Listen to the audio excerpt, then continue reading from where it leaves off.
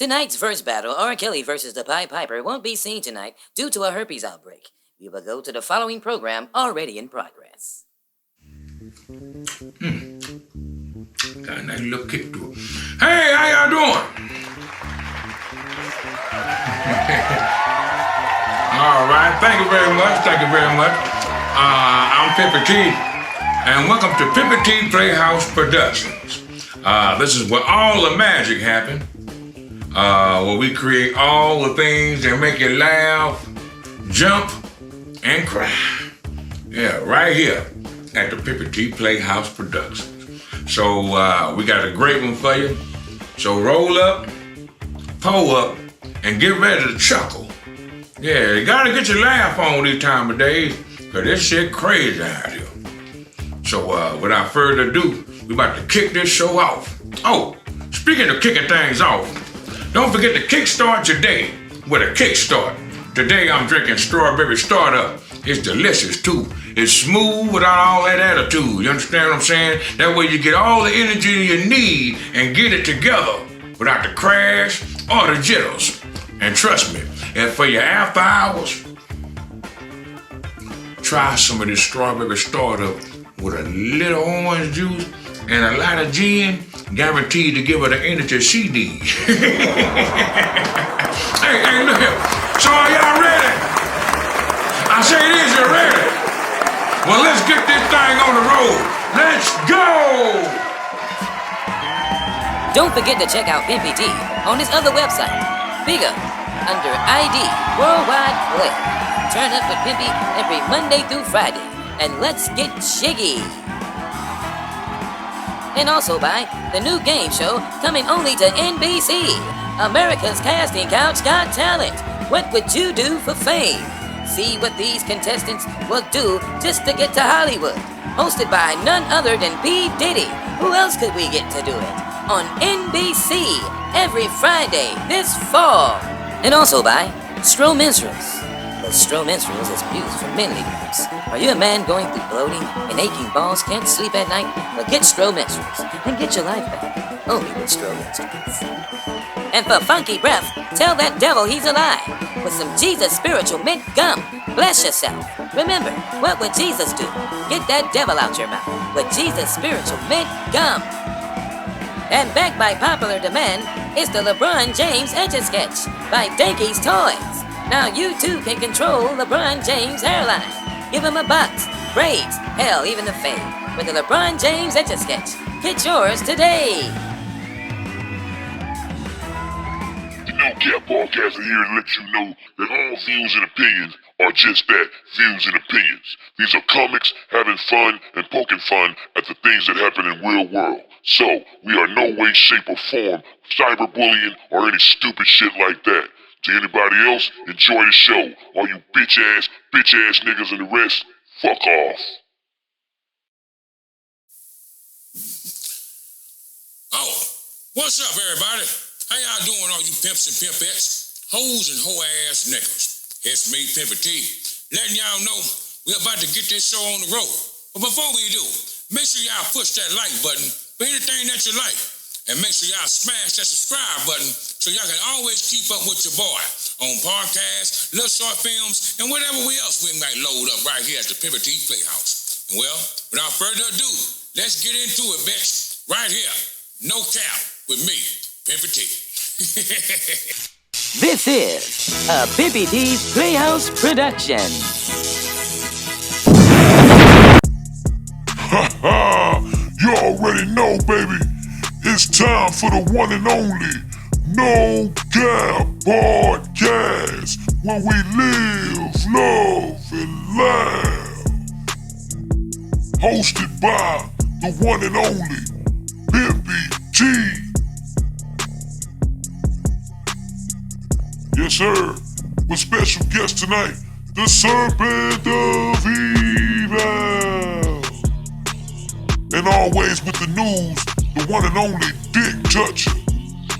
So without further ado, you know what time it is.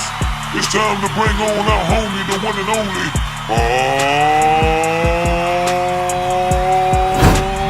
MBT. Hey, what's going on with it? And welcome to another No Cap Podcast with me, Pimpy T, right here at the No Cap Podcast, where we live, love, and laugh. Don't forget to chuckle a bit to wash away that bullshit. Hey man, it's another beautiful show, and we got a doozy for your ass, nigga. OMG. Yes, sir. Yes, sir. Due to the, I would say, the oversaturation of everybody coming out the closet, dry snitching on who pulled the dick out of what, who was caught on the casting couch of life. So what we gonna do right here for a minute is we gonna bring out the hip-hop casting couch. And this couch right here represent all those people who might have sat down for a minute and had a dick or two slung across their grill. Maybe they just put the tip on your nostril and told you to wink in the camera. You know what I'm saying? Ain't no telling what they told you to do. I know a dick had something to do with it. And we can see over the years who might have benefited from a dick or two. And we can see those who might have tried dick and where the dick didn't go the way they planned it. You know what I'm saying? And half of the dicks have to do with your boy P. Diddy. Toasty! Yes, sir. P. Diddy has his own casting couch. He's not really a casting couch sitter, even though he might have been in the beginning. But after being broken in, he wanted to try it out for himself. Now, many a nigga and female, but mainly nigga, been on this casting couch. Oh, I can't wait.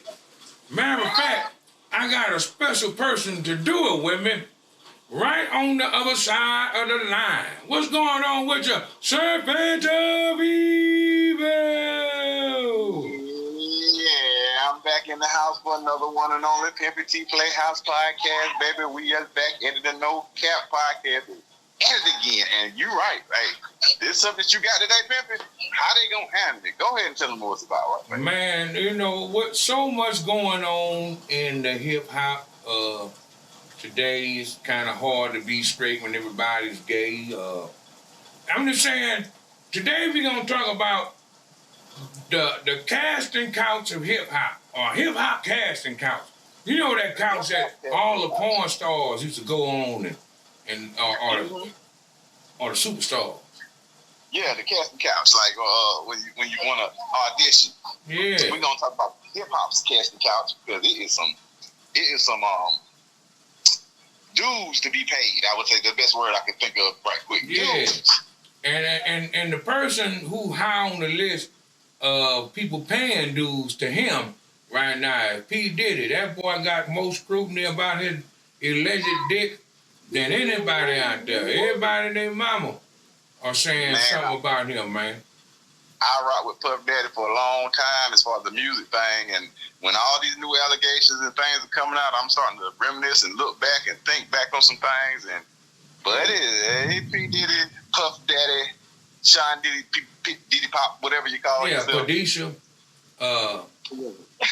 It's looking funny for you, man. Like, bad boy, that might got a whole new meaning in this alphabetical community. Yeah, man. I mean, it make you think back about all his artists. You know what I'm saying? And all the shit that they going through or went through or no longer here to go through. You know, what did they go through just to get that record played? Who they sucked up to get the fuck up? Because the first person that was on that nigga casting couch, as far as I'm understanding, was they said Christopher Williams was that I'm dreaming. Don't wake me. Yeah. But yeah, hey, maybe that's what the song was about. Maybe he didn't want to wake up because his dream was a nightmare. Yeah. Please let me sleep. Hey, look, you got the money and the fame, but now you can do that because my booty is weak. Yeah. Now you can't get ain't nothing you can drink to get that dick taste out your mouth. Ain't nothing you can gargle, cause They said the crazy broad, Jack Roy White said she walked in and caught the nigga with a dick in his mouth, and they said P. Diddy didn't even stop the nigga. He just kept it, he just was just bobbing that nigga head. Hey, I'm not gonna lie. Jaguar White was on that app Bigo that, you know what I'm saying, is a lovely app. And guess what? I'm not thinking she too crazy now. I think they want her silence because she know too much. Well, I'm starting to think maybe her approach is wrong, like with, you know, Monique, but at the same time, she got some hardcore information that is clicking in all the right circles. Yeah, she might be on something because I'm pretty much sure she was on that cast and couch a couple times. Oh yeah, and then it's the point about the bodyguards speaking out. You get like it's not just the artists, it's the bodyguards. It's a lot of behind the scenes people that was doing makeup and cameramen.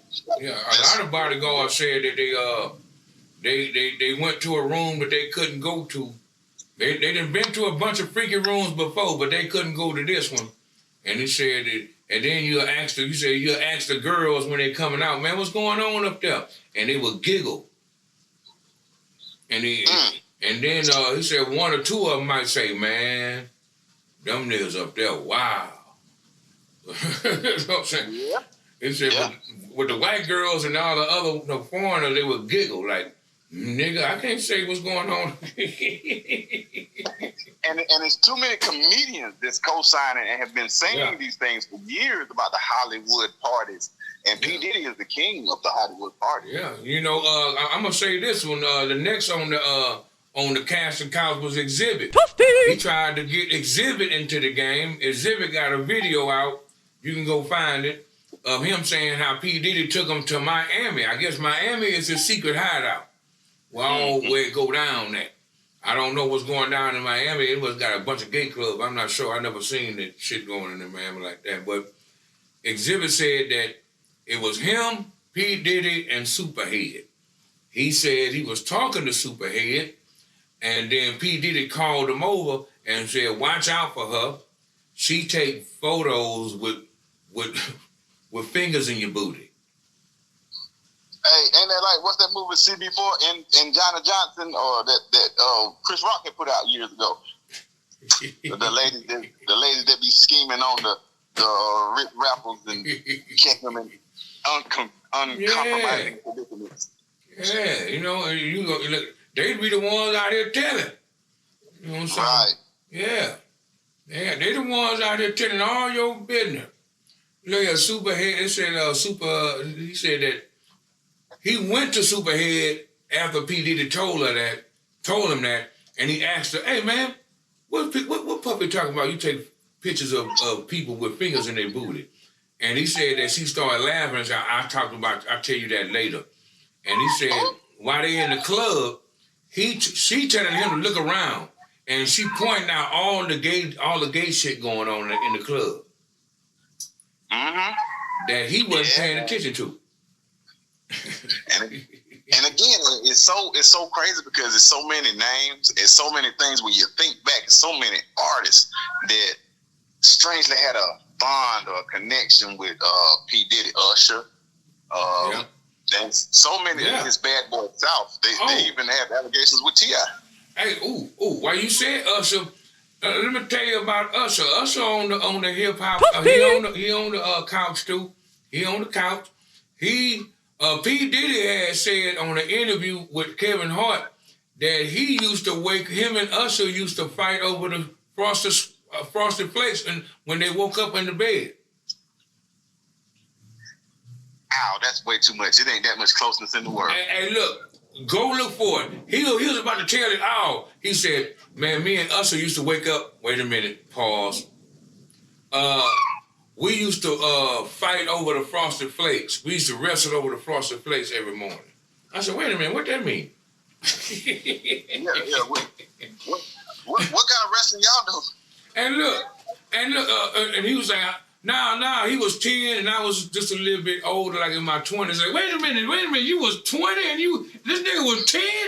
Y'all sleeping in the same bed, wrestling over frosted flakes? Hey, man. Hollywood is weird. Hollywood. That's what we got to start calling it, Hollyweird. Well, it looked like the chair that moved from Hollywood to the hip hop game. Since the hip hop, look, the Hollywood ain't no longer. The hip hop still strong, and that's the most strongest thing still going on. And they need to move that shit to hip hop. The chair. Yeah, because it's a lot of places that the hip hop culture is great. You know what I'm saying? Atlanta, Miami, well, of course, New York. You know what I'm saying? I mean, Houston. You got a lot of places where hip hop is life, rap is life. Yeah.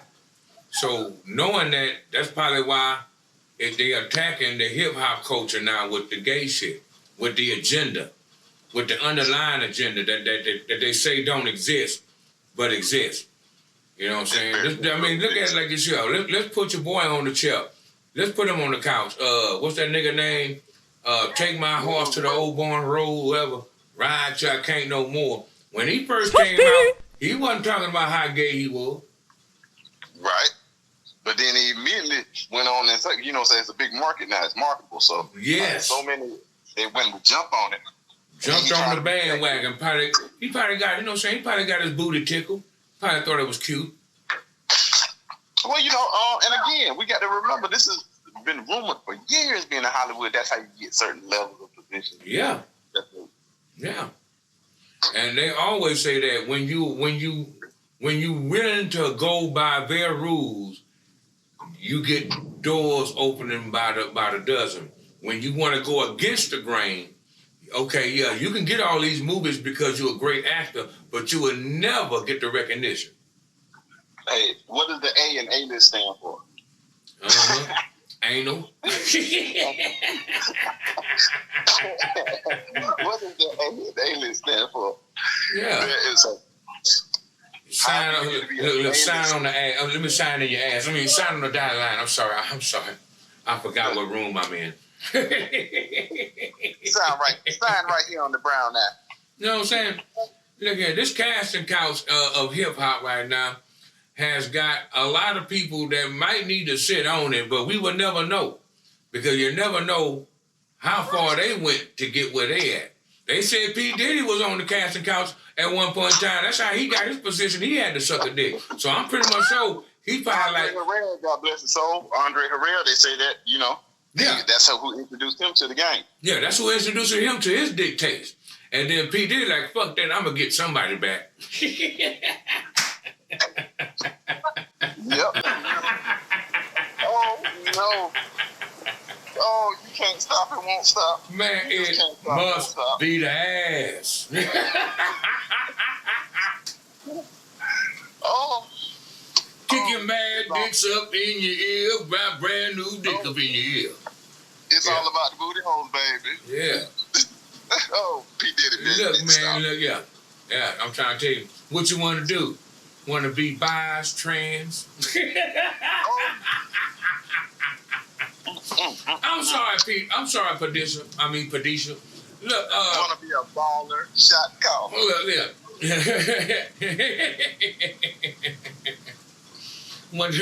Hey, look here, man. Oh, my God. Look here, Padisha.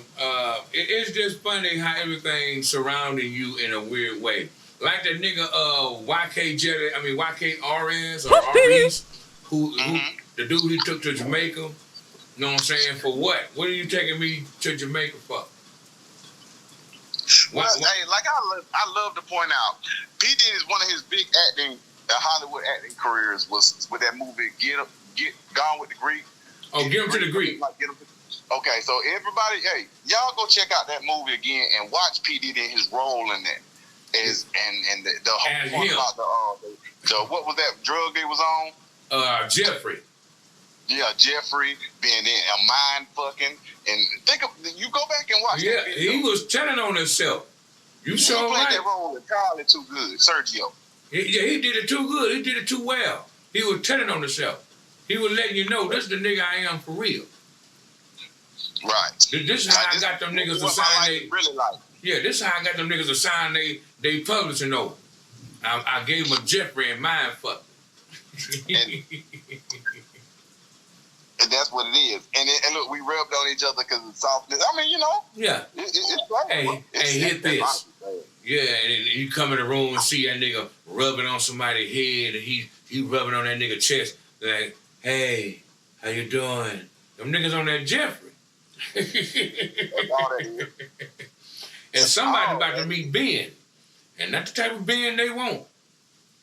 And then when you talk about, like, as far as the casting couch, you know, women spoke out years ago about their trials and tribulations as far as to get signed, just to get on, and what they had to do. Yeah. And we never took time to think about the men until, you know, I ain't gonna say until, but Raz B, and there have been artists to come out and speak on it. But they never went to the top of the ladder. You know, the world right now is the purge. And right now we're trying to get to the people that in the council and the head of this organizing this purge.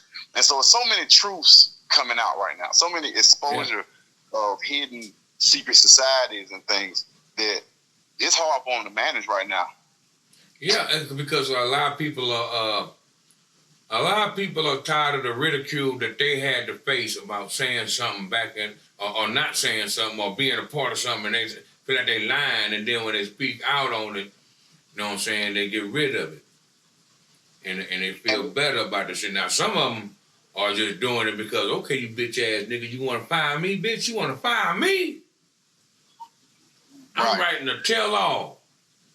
Now, and they're victims of the changing times. You know, anytime generational changes and times change, and when you got one generation going out and another generation coming up, you know, that is always a turmoilous time, because things that were hidden, once people start dying, are brought out. Yeah, and then you know, once people start getting old and senile and can't hold water no more, you know, next thing you know, secrets will start being exposed. Look at this, the lady with the Emmett Till thing. Yeah. You know, she waited till she was about to die to say, my bad. Yeah, she's about 2,000 years old, and she finally decided to tell the truth. You know, so, I mean, how many... Yeah, you could have been did that shit, did your little time for all that bullshit. They could have got their money and got over the hump. But now you waiting until you dusted and disgusted about to fart out your last breath to get that up. But right, and again, that's the detriment that's happening to this generation right now, because that past history is being exposed, and you're finding out things about your grandfathers and your grandmothers and your mama.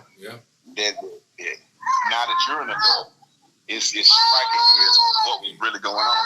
Yeah, because you gotta ask yourself, how do nigga kids feel about turning on the TV and seeing, man, daddy, well, what's up with this damn, oh man, they bullshit. But it do make sense though, daddy. Why did you say that, daddy? Why you almost said that? Like, oh man, I was drunk. I was high. I was full of that shit, son. You know I'm a superstar. I gotta look the part.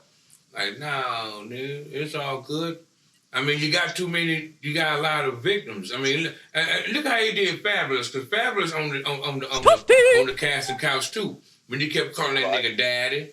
Ooh, daddy, but we ain't partying like we should have partied together though, daddy.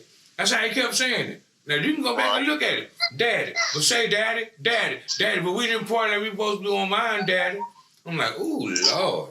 Nigga, do you... I mean, P. Diddy has brought the feminine out of a lot of rappers, so-called gangster hardcore rappers. Man. Hey, and when you... Yeah, true that. And when you look at the video, make sure you look at your boy Fabulous' face. You can tell he was very uncomfortable. Hey, but he couldn't say nothing. It's like, sir, you named yourself Fabulous. Yeah, true that. He named himself Fabulous, but at the same time, you could tell on that nigga face, he was upset about this daddy shit, and he couldn't say nothing. He wanted to, but it was like P. Diddy was putting him on the spot to say something, and he couldn't say nothing, because maybe he just burped up that nigga dick yesterday. And I mean, you can't say nothing to Mr. 900 million and he can 86 your career. You know, like, daddy. Ooh, daddy, but you should have took me out that night, daddy. Well, we ain't partying with me, daddy. You ain't partying like we party though, daddy. I'm like, Fabulous, you better not say nothing if you want your songs and your videos on revolt. Exactly my point. He got that revolt. He got this. So it was like he was putting in between a rock and a hard space, and it was like Nori knew it, and he couldn't stop laughing. Mm-hmm. And like, nigga, you ain't gonna say nothing about this daddy shit, nigga. You don't wanna correct this nigga. Ooh, daddy. I'm like, ooh, that nigga just said, ooh, daddy. Like, damn, P. Diddy looking suspect on this goddamn show right now. Hey, and you know, another thing that we didn't analyze and we didn't think about, the fact that with all of the recent growth of the new community, maybe that's given a lot of these people a little bit of freedom to come out, because they you know, they looking now like maybe they won't be judged the same way they were once judged. Yeah. And so because maybe now I can be more open and honest, because that's what that thing is all about. Well, being open. Yeah, go ahead. I'm sorry. Yeah, I was saying, go ahead and open it up and come out. What was it back in our gap? Coming out the closet. Yeah. So maybe it's a new term for coming out the closet that we're dealing with, where, you know, they tired of hiding in the shadows. Yeah, they want to come out and be real vampires. Nigga, they already been doing that shit. It ain't no more hiding nothing. After I feel like myself, I knew that niggas wasn't hiding no more when I had seen what's that show? It made me stop watching it. What's that goddamn show? With the lion, they had a rapping and shit. That was called and the last name was Lion. With Terrence Howard was in. I cannot think of the name of that. And it had Empire. Yeah. Okay. Well, look, that is the time I knew that we are heading somewhere else, because I was watching it. I'm into it. And then the next scene was like two niggas throwing each other on the floor trying to fuck. I'm like, whoa, shit, wait a minute now. Hold up. Hey, wait a minute. Turn the channel. I wasn't ready. I was never ready. And then my son coming down the steps. Daddy, no, go upstairs right now. Get the fuck upstairs. Hey, man, turn this shit. Now, turn this shit. Nah. What's even worse is when your kids are teenagers and they come in the room. Oh, you see that part? No, did you? Why is you in there watching it? Y'all having an Empire party? No, you is not. Yeah, man, I was in shock. It was an overflow of that's fucked up, because you know what I'm saying. We already got enough with the women and men shit. You know what I'm saying. Over-sexualized on regular-ass television. Right. And here y'all are over-gaying this shit on regular-ass television, like allowing my son to see this shit and be like, whoa, why? Wait a minute. Like allowing the kid can turn the television and see this shit. Right. And influencing them like, this is what's cool. This is when you get the money, this is what it is. This is where you're going to be at. Yeah. Because a lot of actors right now are doing it to the point where they are wanting the gay roles because they know it's gonna surpass and put them in some type of spotlight, and they're gonna get everything and then some because they play the gay role, and the gay people are going to promote it, and the regular people are going to promote it because all they see is they superstar.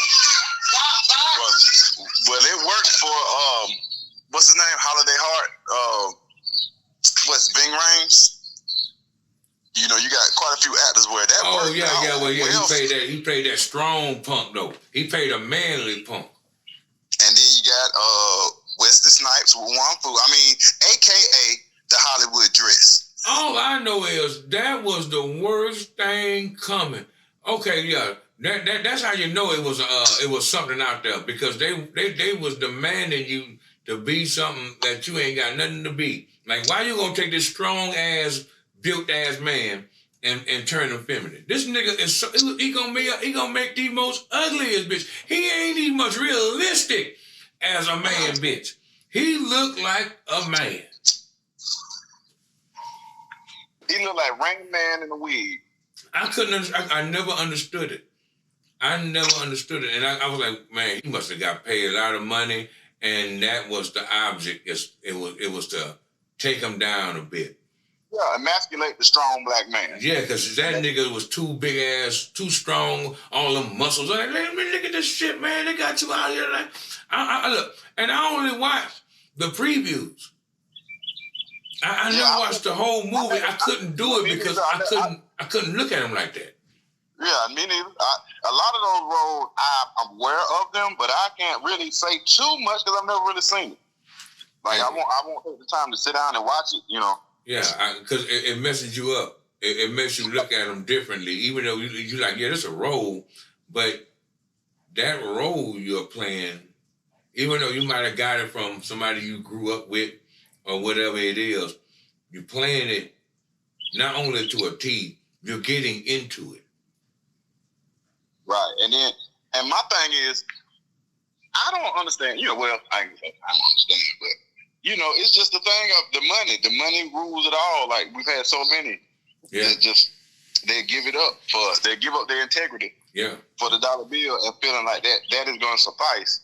Then turn around and break down and want to go to God and Christ. And now, you know, you should have had him first. Why you saying that? Don't mean to interrupt you, but that's what happened to YK RS or REs. That one that Puff Daddy took to Jamaica, and he had a nervous breakdown when he came back because he kept talking about, I'm not this, I ain't do that. Why y'all keep talking about I'm his boy toy? We just went to Jamaica, we had fun. Like, why y'all go together as two men? Why are two men alone going to Jamaica? Yeah, two grown men. Now, not no teenagers put together, get the room so they can go down there spring break. We're not showing the brotherhood. Yeah. But we talking about mancation. The guys trip. What is that? Niggas don't do guys trip like that. And when we do, we getting drunk at the club together trying to find some broads. We ain't just chilling with each other only and taking pictures in the water together. And we ain't doing all this extra ass. No, you know, man. If two guys go, one of them guys is supposed to be third wheel because one of them is supposed to take their girl with them. Trust and believe that. Bottom line is, man, yes, it looks suspect. I mean, it's P. Diddy for one thing, and why he got to take you all the way to Jamaica for what? What is this trip representing? Is this a business trip? And what business y'all talking about in Jamaica? You know, again, I can see he flew you down there to have business at a corporate boardroom and, you know, some things. But this whole, we took a trip together. Yeah. Oh, nah, man, he just took me out to Jamaica. Look here. That's like 50 Cent. And the only reason why 50 Cent on this casting couch, because he got offered some dick. Even though he didn't take the dick, he got offered some dick through the situation, because P. Diddy said to him, hey, let me take you out and go buy you some clothes. And again, any real street cat know, if you ever been locked up, don't take that Snickers bar. Nigga? That Snickers bar about to catch, man, boy, better say that shit, because that nigga about to cost you more than what you thought. That honey bun is really going to be, it better be the best honey bun you ever ate in your life. Yeah, it better be worth it. Because now you owe that nigga 10 soups, and if you ain't got 10 soups right now, if you ain't got 10 cookies right now, if you ain't got 4 cigarettes, he going to ask for something you ain't got. He being conniving. He going to ask for something he know you ain't got in yourself. We got to give it up to Cat Williams, because my favorite scene in that movie School Dance is when he is locked up and he tell that man, they don't take cash, or they only take hoes. Boy, that Cat Williams has been trying his best to get it out there since he came in the game. Man. And yeah, Cat Williams exposed us to that, even though we heard it, but when we heard it out of Cat Williams' mouth, it certified the deal, because here's somebody that just came out of nowhere and letting us know something we've been thinking about going on for years, and said it with a clear face. Yeah, because he confirmed it. Cat Williams was the confirmation of y'all better rethink your idols and your stars. Yes. No, you better rethink on becoming one of these motherfuckers.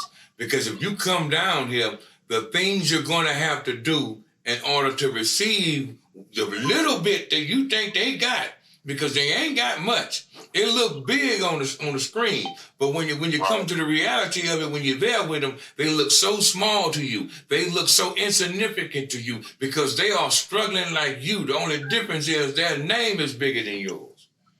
Mm-hmm. Yeah, Outkast said it in the song. True, I have more fans than the average man, but not enough loot to last me to the end of the week. I live at a beat like you live. Check to check. Yep. If I don't move my feet and you don't either, then we like neck to neck. Yep. Say, how you say, we came a long ass way like them slim ass cigarettes from Virginia. We ain't gonna stop, so this is gonna continue. Yeah. Right. Yeah, so it is what it is. In order to have that little bit, they gotta do a lot, and you think that they got it going on. This is how they end up on the casting couch in the first place. This is how they end up on a video with their booty hole exposed, and they gotta get they getting the money. You know what I'm saying? Yeah. But they got the pain and suffering that these motherfuckers go through. Why you think some of them you don't even see no more? You don't even see them motherfuckers no more. They don't even want nothing to do with Hollywood, the money, they don't want the fame, nothing. Just leave me alone. You remember the old girl, what's her name? Carmen Diaz, whatever. The one that was in Something About Mary. We saw her in almost every movie for a minute. And then all of a sudden you ain't see her no more. Cameron Diaz. Yeah. And you know why? You thought because she fell off. No. It came to some shit that she probably had to do to get that check, and as she did it, she was done. Yeah, she couldn't take it no more. She got her money and she moved away. When people keep thinking you gotta go small so you can survive. Stop thinking big ass house, all these acres. No, 3 bedroom, 4 bedroom. I own this bitch. I own the land. I'm good. Right. Pay taxes and I'm good. Stay up under that. It was something you can afford to maintenance and your taxes and everything on. Nigga. Even if you're not working, you know. Or you're gonna be on the casting couch with your ass up, or with your mouth tasting like another nigga dick sweat, and you trying to get that taste out your mouth. You eating all kind of bubble gums and peppermints, and you pouring all kind of shit down your throat trying to get that nasty ass dick taste out your face. All right, y'all gonna have a dingleberry mustache. You know what I'm saying? You're gonna be sitting around here, sitting at the dock of the bay about to jump in when the tide pull up. I'm gonna jump. What you doing? I'm counting these waves on the 5th when I'm going. You going well? Where that nigga go? Out of there. Gave up. It's too much. Look here. Keep your ass away from the casting couch. You know how you do it? Look, you want to be hot. If you want to be famous, you're going to have to take dick. One way or another. You're going to have to take the money shot, y'all. Yeah. Even if you ain't taking the dick like entering you, they going to skeet on your face. They going to give you something to humiliate you in order to get it. You ain't going to get it the easy way. No, you're going to have to work for this shit, nigga. You want this stack, nigga? I ain't saying that nigga gay. I'm just saying, lately, in the words of, what's that group Joe said? Lately I had the strangest feeling. Man, Diddy, boy, I use a fool with it, boy. But the kind of hip-hop is for that moment in time where niggas either get off a dick and don't know they get off a dick, or they was offered the dick in broad daylight and they took the dick on a whim of getting famous. See some of you niggas out there taking dick and they're saying, shit, man, there's no place like home. There's no place like home. And then you get all that money and you just start wilding and living a great life.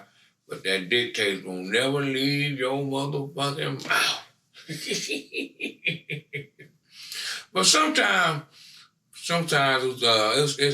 it's the opposite sex that sits on the casting couch, And next on the cast and cow is Young Young Miami. Shit, I'm sorry. But yeah, Pissy, because she said she like getting pissed on. And we already know she getting that P. Diddy P special. You know what I'm saying? The number 2. You know what I'm saying? Where he just say, take that little rain on her.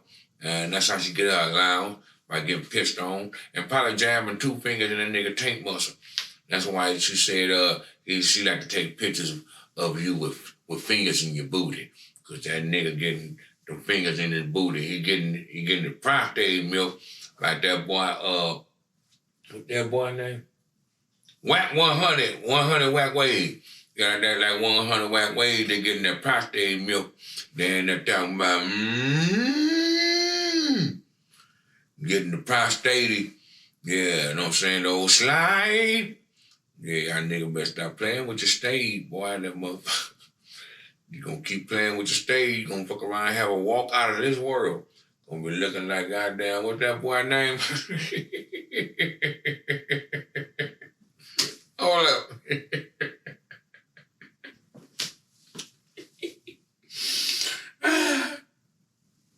Howdy, Pilgrim. I thought your ass gonna be walking and everything you go. Howdy, how's it going, Pilgrim? Why you walk like a cowboy? Oh, that's just my stage walk. I give my stage milk on the daily. God damn me. So look here, hey, you know, more power to you. Get your money up, young MA, young PSA, or whatever you call yourself, because I know y'all not doing no more music right now. That other motherfucker over there with that there, I can't call him a devil worship, but that motherfucker look like he do, though. That other nigga that need to be on that probably was on the cast and count a couple of times and just waved his hand at it. Though I said, I'll do it. You ain't much got to worry about, you know what I'm saying, putting no condom on, man. I'm good. Y'all boys been in me before. I know all y'all. Look here, man. All I'm saying is the game has changed and some things look like they're being so pushed on the forefront that you can't help but see it for what it is sometimes. And even if it's not like that, it be so looking like that because the demographic of the stuff be so on that level. The more you try to go, nah, that's not what it is, the more it look like, yeah, that's what it is. You be trying to root for a nigga like, nah, my nigga ain't. Damn, though, he do got that jacket on. He did. He just sent me. He just sent me, dropped it down and made the left cheek clap. Okay, maybe you got a point. Maybe you got a point. Okay, maybe you got a point. Can we turn this off, please? I can't watch the homie do that to herself. I can't do it no more. Can I get a drink? Make it a triple. Fuck a double. Yeah, I need to put the whole bottle in that bitch. Just turn it upside down and just give me the whole cup with the ice in. Look here, man. Sometimes these niggas out here, man, they be letting you know on the cool way too soon, but it is what it is. And hey, man, it's still your homie. So what, man? He might like to get that stayed milk. There's some niggas out there that like to get that stayed milk. I'm just not in that line. Yeah, I like to bust the old-fashioned way. And old school vagina. You know that vagina, the first vagina, not that shit they making up now in laboratory.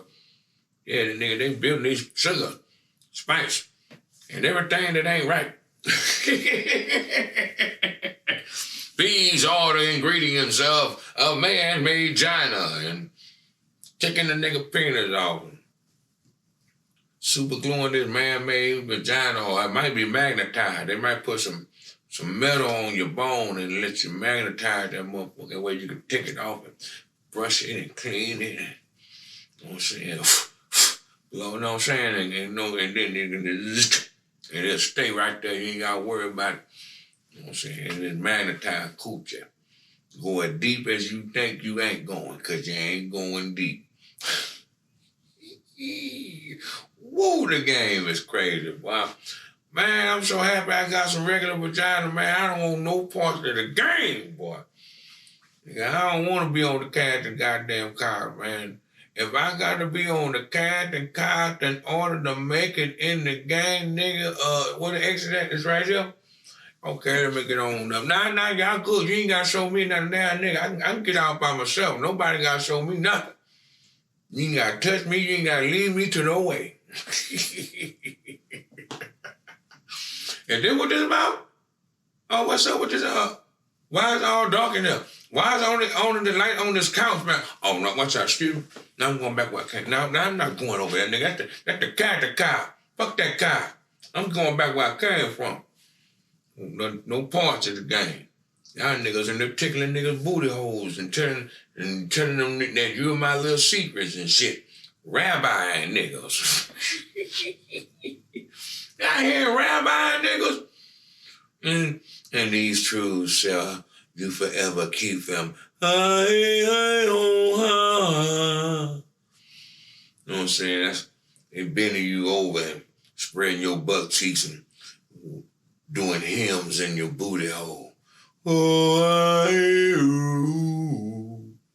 It is blessed. I'm first.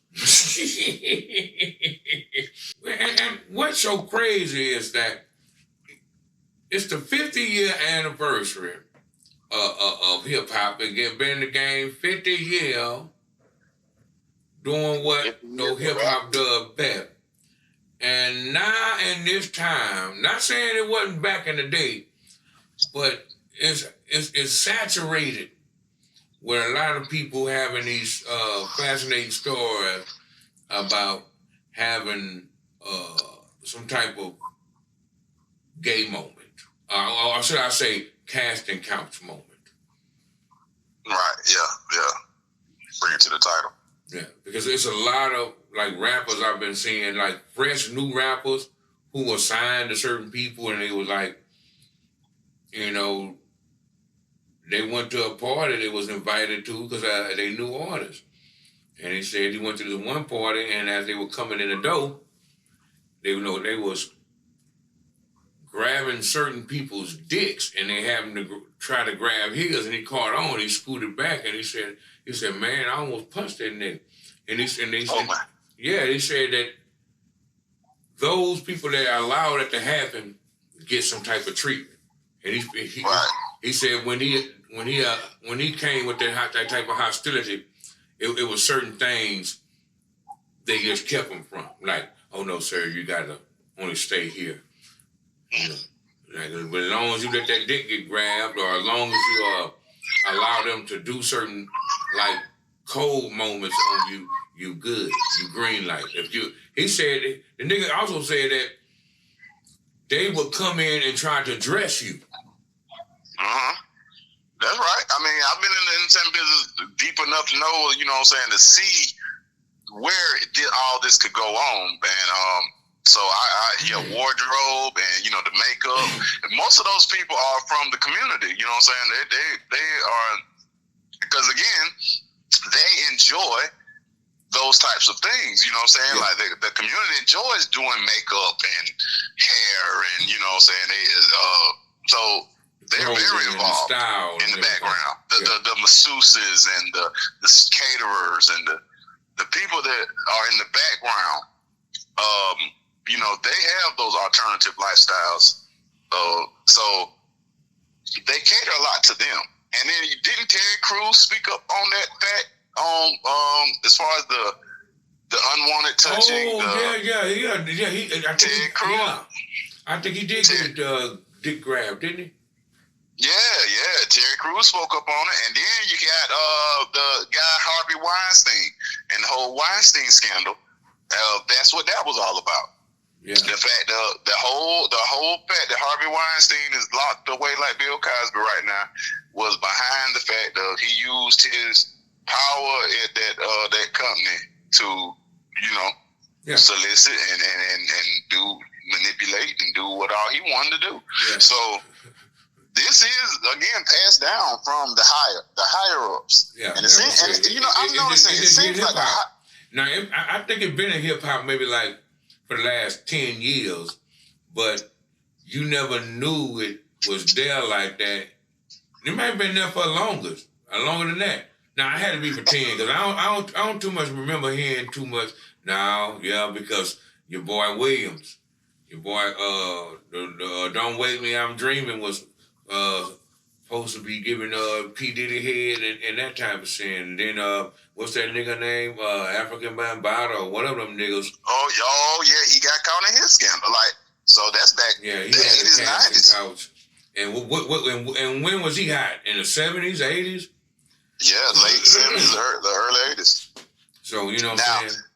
Damn. I'm also noticing it's being passed down from the higher ups. It seems like it's just always in that higher level of, I would say, the 10%, not even the 1%. It seems like once you get to the 10 or 25%, these things start circulating in your life. You know, as far as the Hollywood entertainment business. Yeah. Coolio said that before he had passed that. It was like, it was another entity. It wasn't. He had said it wasn't the Illuminati. It was another entity that was trying to get him, and he was talking about that. That entity. I think they call it the Baphomet or something like that. They call it the black Illuminati. Well, I don't know what they like call it. The Baphomet or something like that. All I know is boy Coolio said, "Nah, man, it was the other side that was trying to do something. They would, you know what I'm saying? I would get weird suggestions of come to this party or come over here with us or wear this or like yeah." So Coolio said well, that think shit about too. back in the day, toga parties. Back to even Greek, you know, the togas and the college fraternity parties. Like which Puff Daddy is. That is where he started his partying career. You know, years ago, throwing college parties at HBCUs, Howard and A&T, and that is where the Bad Boy parties originated from. College students, and then, you know, there was a couple of deaths at a couple of parties that kind of slowed him up from that, promoting those. And once he signed in as, you know, Bad Boy and got his fame, that's when he started his celebrity parties. Once he, you know, said, but before he was the party promoter for college parties. So again, you know, college people are very sexually liberated at that time, or sexually curious. You got a lot of different, you know, you got all the different sexual choices at that age and those ages. So it might have started somewhere in there for him. You never know. Hey, I guess so. Maybe he went to a college party and they were doing cocaine off of each other's penises, and he said, "I want to do a line." I don't know. I don't know what happened, but whatever happened, it happened. And they saying that nigga is out of control right now. But yeah, I mean, the couch been floating. The couch been floating. It's in hip hop now. It's been in hip hop for the last whatever amount of years, and it's here to stay. It look like, you know what I'm saying? It look like it's here to stay. It's like Hollywood got it, and then they give it to hip hop, and then hip hop got it, and then they give it back to Hollywood. It's like it's everybody's couch. Right. I mean, they give it to social media, and then, you know, they give it back to you. Man, nobody want that couch. That couch is stained with a lot of tears, mainly. A lot of tears. You know what I'm saying? They had to do some strange shit. I know, but like we saying, man, you know, a lot of these situations are coming from, you know, the sexual frustrations and things, and also the emotional and mental frustrations that, you know, people need to kind of go and self-check, because again, the trauma, you know, hurt people. So like we were saying, you know, earlier in the podcast, this is being passed down, like as it was passed down for Andre Harris. A lot of those type of victims, they do mention in their stories that it happened to them and when they were young, and then they therefore continue passing it on. You know, so we don't know what's up with P. Diddy, and it's not about you. It's about the fact of what's going on in secret societies. That's what it is. These secret societies have these cults and these things going on behind closed doors, and they don't want us to know. And they're using the people, and they're misleading the people, not knowing. You know, don't get me wrong. Yeah, well, like you said, yeah. I mean, don't get us wrong. Your business is your business.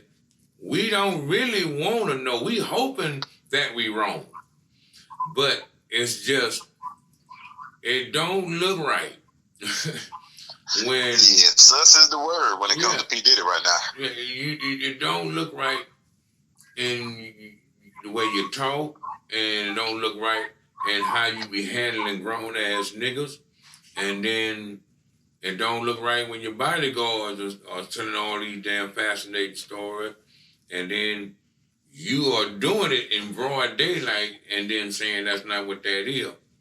Oh, no, that's not what that is. No, but I know that's right. I will say this, though. The young lady, young Pissay, I call her young Pissay because she like the taste of that P. Diddy piss, getting that. Yeah, I think she getting 35. I don't know how much she getting, but she getting a nice little grip, and as he call it, allowance. Allowance. Yeah, I don't know. Hush money. Yeah, I don't know how somebody who ain't my kid get get an allowance. Get an allowance, man. And then the relationship supposedly over. Is that why do his other chicks get allowances? We've never heard that. Man. I mean, And again, is this hush money? I just look at it as it is, and I think what else could it be? I mean, you ain't never gave no other woman. You ain't gave J-Lo no damn You ain't give Kim no, we ain't hear you telling, yeah, Kim get an allowance. And maybe these women have been covers. Maybe she getting paid for, her acting skills to keep him, in the light of a manly man. Yeah, so, true that too. Maybe that could be that kind of money, that ransom. Say, hey, man, you paid me to make you look like a dude. Look, I tell you what, nigga. Just pay me this, and I'll keep these niggas off you by keeping me on you. That's it. All they gotta do is see us together some. We done seen all the TV shows and the movies literally hip hop. Like, literally. Yeah, you're right. And because hip hop is damn near Hollywood right now. Right, and it's scripted. I mean, they scripting their own lives. These people are recorded. It's all, and ladies and gentlemen out there, I don't know if y'all know about recording yourself, but anytime a camera is put on you, you know it. You talk a little different. You act a little different. So, they're no different. They know they're being recorded and they being watched, and what they do, it matters. Yep, under scrutiny. So they got them now. At one point in time, it wasn't about nothing because that tape stayed with them. Hey, I'm pretty much sure they told Jamie, hey, let me get that tape, Playboy, when you get done recording that. Ooh, what if that's what happened to Jamie Foxx? Oh, my. Oh, you know what? I ain't think about it like that. Maybe Jamie Foxx had found the tape. Right here. You know what I'm saying? Maybe Jamie Foxx was going through his repertoire and found one of them lost tapes and like, what is this? And found the VCR, put it in. Oh my goodness. What did Jamie have to do to get his spot in the music business? Well, you never know. I don't know. Now, maybe in the comic game, but or in the superstar status game, but I don't know about in the music. Because that's what it's about. Because you think about it, how many talented artists there are, but they never get that household name recognition. They never get that A-list status. Most of the situation is about those people who are searching for that A-list. And like Love and Hip Hop, those people, again, that's their daily life. I mean, to be recorded, to go to these soirees and these parties, these social events, and, meeting all these different types of people all the time. Yeah. And being around them. So, you on a Jeffrey, who knows what P. Diddy likes. Hey, all I'm saying, like you're saying, like a lot of folks, yes, the talent, because there's a lot of talented people, and you're wondering why they are right there and everybody else is way up here, and they not that damn talented. Right, or certain songs you wonder, like, wait a minute, like, did anybody listen to this song before they put it on the airwaves? Yeah, because this I song sucks. just killed my ex. What? Yeah. And it got kids singing that? Man, that song, All My Friends Are Dead, put me to the edge. I'm like, what the fuck? I would turn it. I would turn it every time. I'm like, all my friends are dead. Push me to the edge. Now again, we had "Don't Stop Me" because I'm close to the edge, but that was a song trying to tell people how the righteous side of the game in a negative world. Yeah. Good God, they taking all the positivity out. Yeah, I mean, look, man, and this is why I'll say that I know we off the subject for a minute, but this is why I say this: the radio allows so much damage control to be done because at one point in time they had to have a clean. Now they can have whatever it is. They just take that dirty thing and they just take off the words that have cursing in it. You know what I'm saying? Then later on, when the kids go to school and say eat the booty like groceries, then they take that part off after they already did the damage. Right. And again, like you were saying earlier in the pre-show, a lot of these situations where you got certain people that enter the business and industry one way and then totally switch, like we were saying about Little Uzi Vert. You come in with this appeal, but then you totally switch to the other side. I had brought up Queen Latifah's career, where she started her career out as a strong black woman, speaking in that way, and then turned into the more lesbian, leaning stud type. Lesbian shit. She was doing gangster like type vibes. She started hanging out with a group of ass niggas. You remember that group of niggas she used to hang out with and do the shows, and it was just all niggas. Yeah, and again, she rolled with the Flavor Unit and DJ 45 King and Red Alert and De La Soul. You know what I'm saying? Tribe Called Quest. She was that. And again, she wasn't. She was very feminine, but strong like Shirazi Ali. You know what I'm saying? She was that level of. She actually represented kind of the Islamic women, I would say. Not in a sense, but or the Egyptian, the African, the ethnic women. You know what I'm saying? She represented that's how that. she started. She started with that ladies first and always hanging around. There was a bunch of women all together that were hip hop women. Queen. It was like MC Light and Money Love and what's that? And they in the middle and all them. They used to hang together. Right, they called themselves the native tongues, you know what I'm saying, because they were speaking, you know what I'm saying, for the Afrocentric style of hip hop, De La Soul, and all of that. But and then like Tupac came in as more the philosophical, righteous, conscious rapper. Yeah, and then turned into the more so militant, the Shakur. Turned into. He was both of them though. In all his music, he was both of them. He would speak words, and then he would talk about what he see on a daily basis. He was doing both of those. He was talking gangster shit. He was talking like open your eyes shit, and then he'll talk about the realness of the street, like Brenda got a baby and all that shit. And you got the photo shoots that are here of recent. You know what I'm saying? Where you got all these masculine men in these feminine, photo shoots with the feminine colors and kind of taking away from a lot of the masculinity of the men. Roughness, yeah. They don't think that they're doing that for women because they're not doing that for women.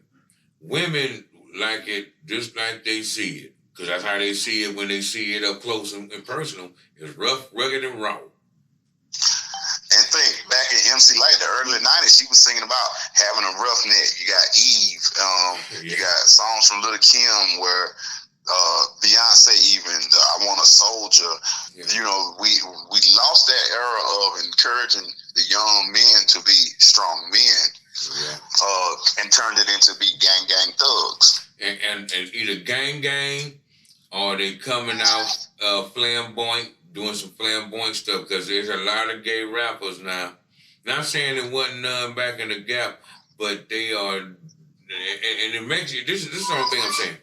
I don't know if it's real or if it's only just to get the bag.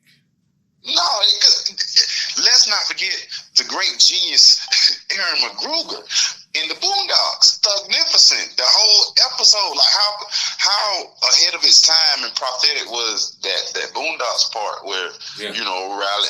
Come on, they've been known. We didn't. Yeah. The wolves. The sheep is now being called out the wolf's clothing. What would they call it? The thug bump? Ooh, yeah. Thug and love. Yeah, something like that. Thug loving, some shit like that. Yeah. You want that thug and love? what was the other one? What was the other? Do the home man.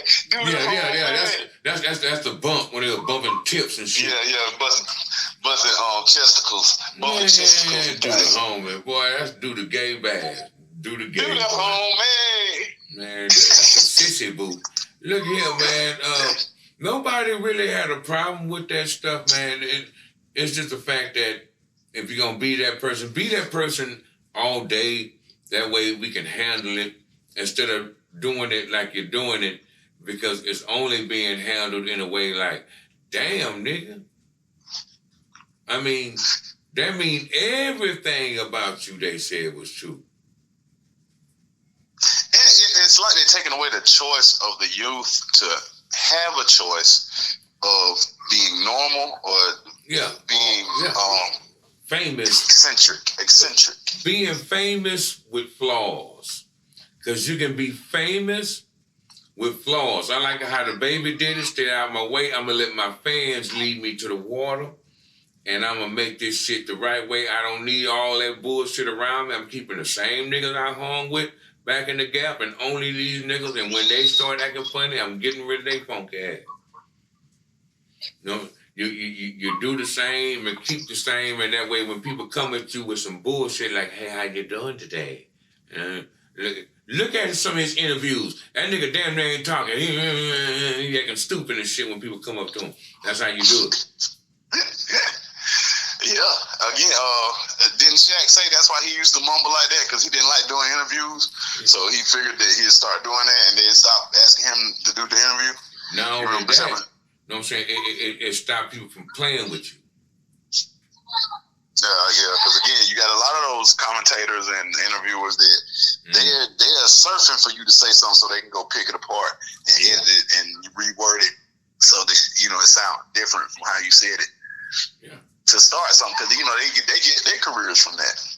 Yeah, and my thing is, you never know who is the person leading you to the casting couch.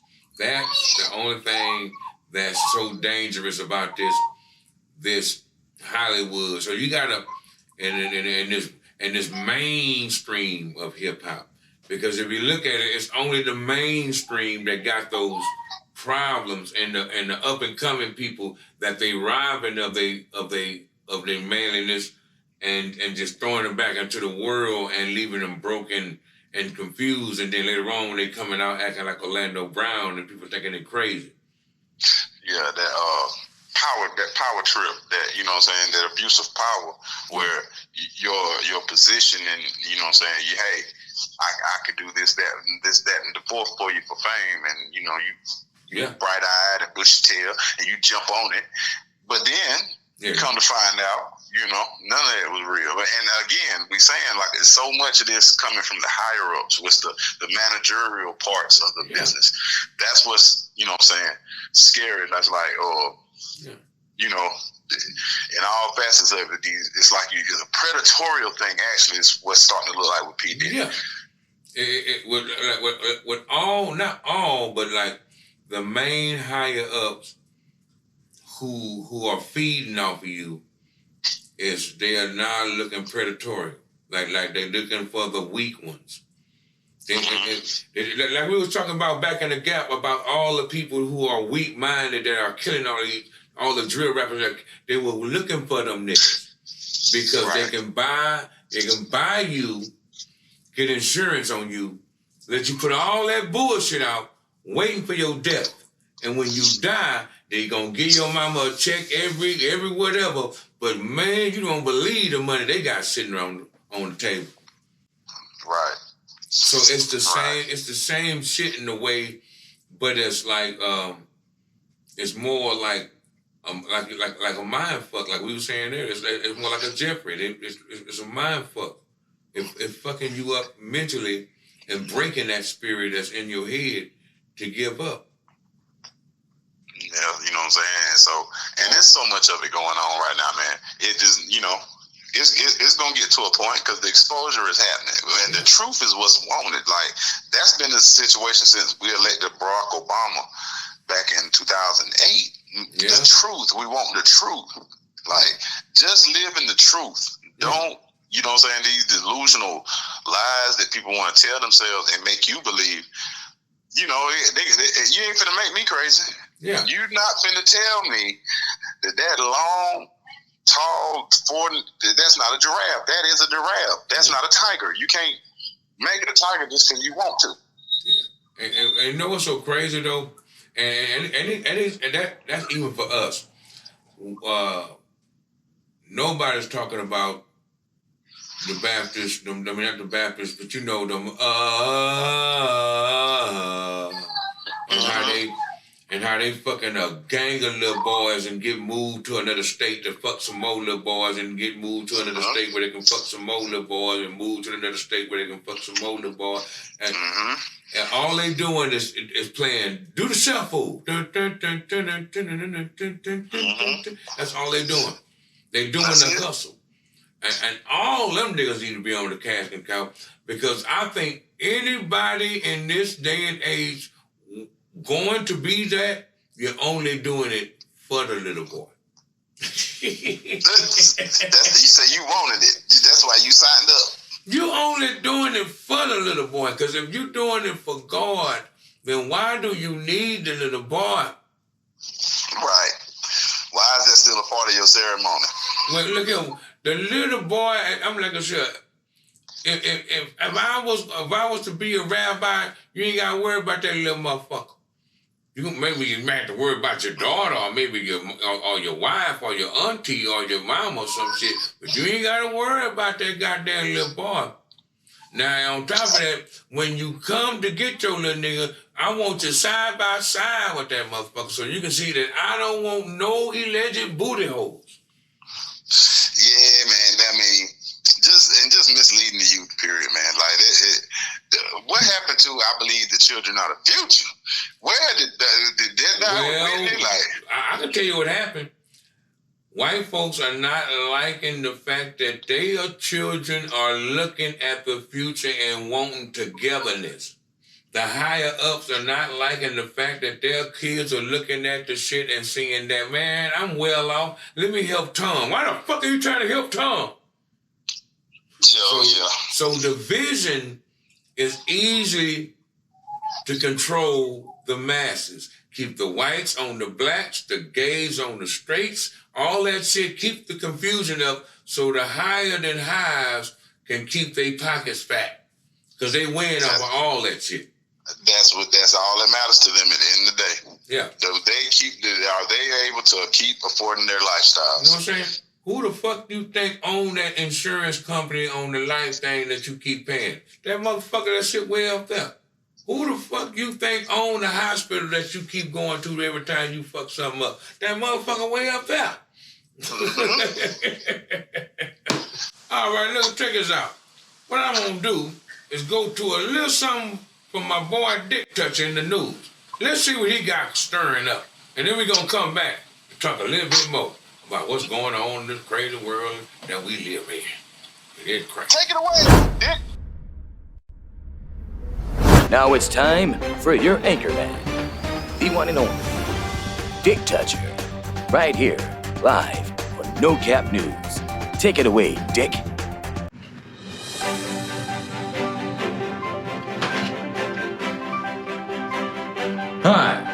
D-Touchy here, and welcome to No Cap News, the news you can use. First off in the news, well, look like Jamel Morant shoes might be being pulled from the new Nike's app after he has a second offense of pulling a pistol out on his IG. The wankster might be doing more than that. Who knows? And why is he doing this after he's earned so much money? I don't understand this. This is so stupid. It's like, why go backwards? How'd you get money and want to be a gangster now? Besides, I've seen his pictures of him in school. Looked like he went to Hogwash. Was it Hogwash?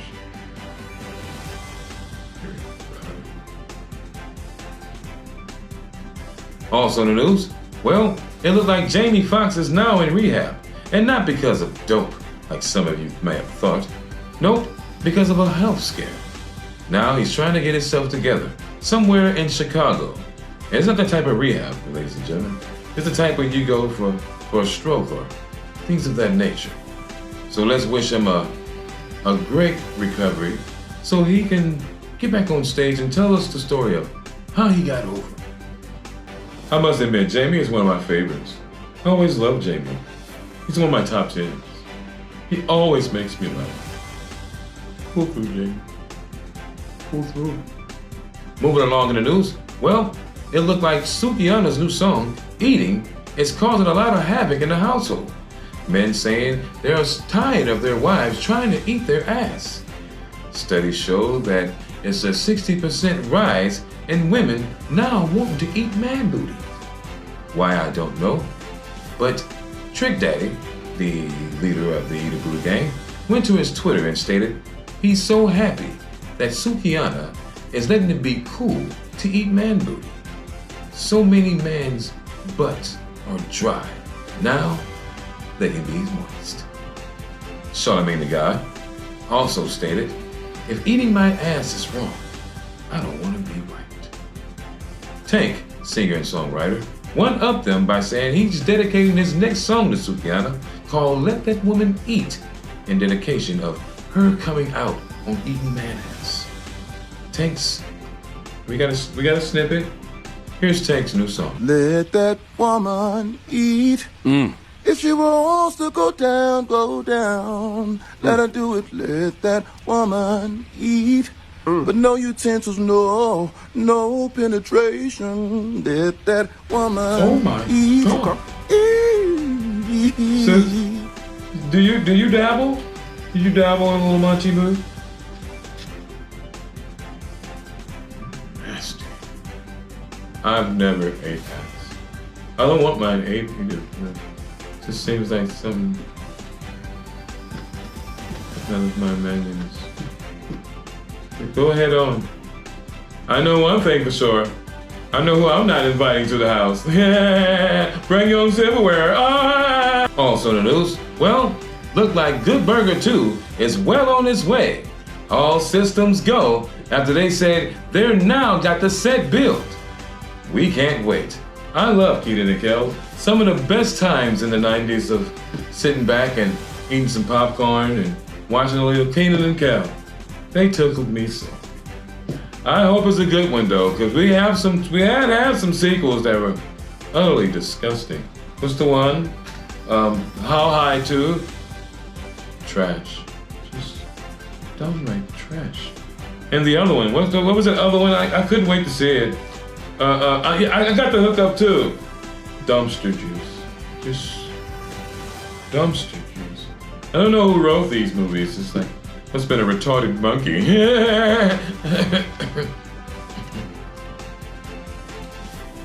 Sorry. I'm sorry. Now it's time for trash news. And in trash news, it looked like Sir Caitlyn Jenner was shaming a fellow transman who's been terrorizing the University of Wyoming's sorority Kappa Kappa Gamma, who states that the 6'2", 260-pound he-bitch, Artez Longford, was terrorizing them by walking around in tighty whities and a stiff penis. When Sir Caitlyn heard of this, she took to her Twitter and stated, This person is not a real Trisecticon.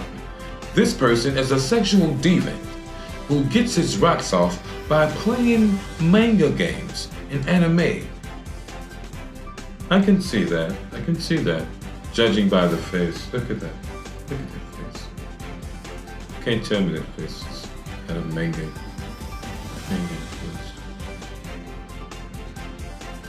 Here it is. Look at it. Is it like he watched manga and jerks off on the boobies? In the movie scene.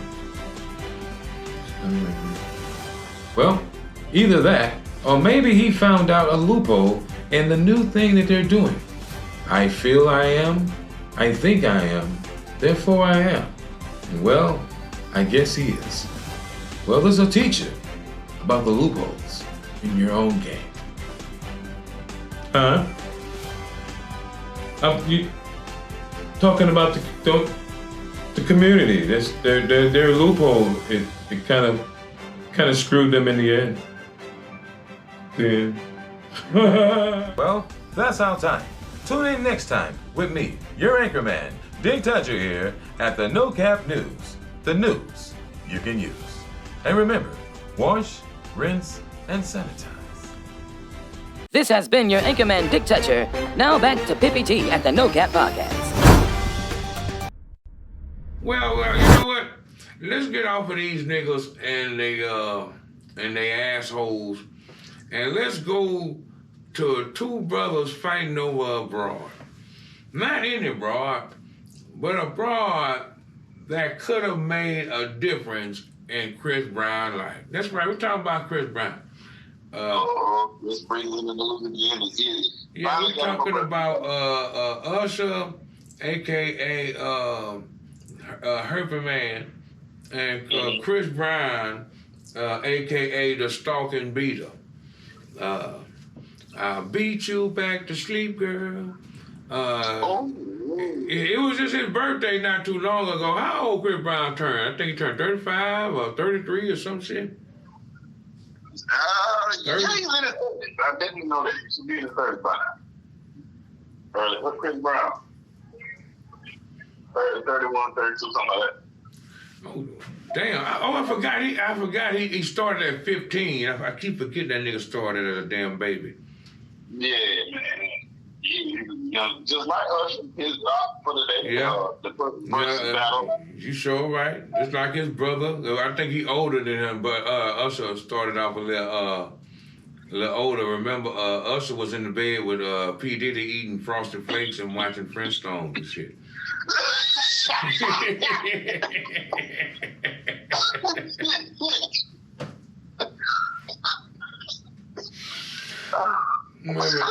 Remember Usher remember P. Diddy when he was just Diddy. He wasn't even much to P. He was Puff Daddy. Yeah, he wasn't even much Puff Daddy. He was the daddy. That's his favorite word, ain't it? No, yeah, it is. He probably, look, I can imagine Usher at 10 years old. Daddy? Yes, son. Do it my way. You want to eat some Frosted Flakes with me? Like, yeah. Where they at? Oh, I got a big bowl of Frosted Flakes. Get you a spoon and you come eat in the same bowl with me. Oh, yeah. Hey, Confessions is gonna be the next song you make. Hey, look, I'm sorry, my brother. Yeah, but it was cool of him to rent that hall out, though. It was. And again, what was the altercation about? I mean, we see the video where she said something to the girl, and let's play this out as homeboy. Usher probably trying to be the good guy between that. Nah, man, nothing wrong, man. And Chris Brown, he seemed to be, as the tabloids are saying, and I thought the same thing when I first saw it. It seemed to be a little bit of booger sugar that might have been in the way of Chris Brown's reasoning skills. Yeah, he might have had some toot. He might have had a little powdered nose. Yeah, he might have did a too. But yeah, when I looked at it, I was mouth, you know what I'm saying? I was mouth reading it too. I did the same thing. Like Usher came on, like, come on, dog. She's a female. Man, fuck that bitch. Yeah, exactly, man. You know, that's and so after that, I still don't think Chris Brown had too much to do with it. I think it was one of the things, like, you know, his entourage, Chris Brown, because they say Usher left out the building to go holler at the tour bus or something, and that's when it happened. Yeah, I think it's I think it was, you know how niggas is, you know how when you got overprotective ass niggas. You know, I don't know if you ever had a homeboy like this here that like they like you so much, they ready to check any nigga. So a nigga get out of line, but it ain't nothing to you. That nigga already on that nigga ass. Oh yeah. He fuck with you long way, you know what I'm saying? Yeah, hey man, you better respect my homie. Like, hey man, that shit ain't nothing, man. Fuck that whole ass shit. Fuck you saying, nigga.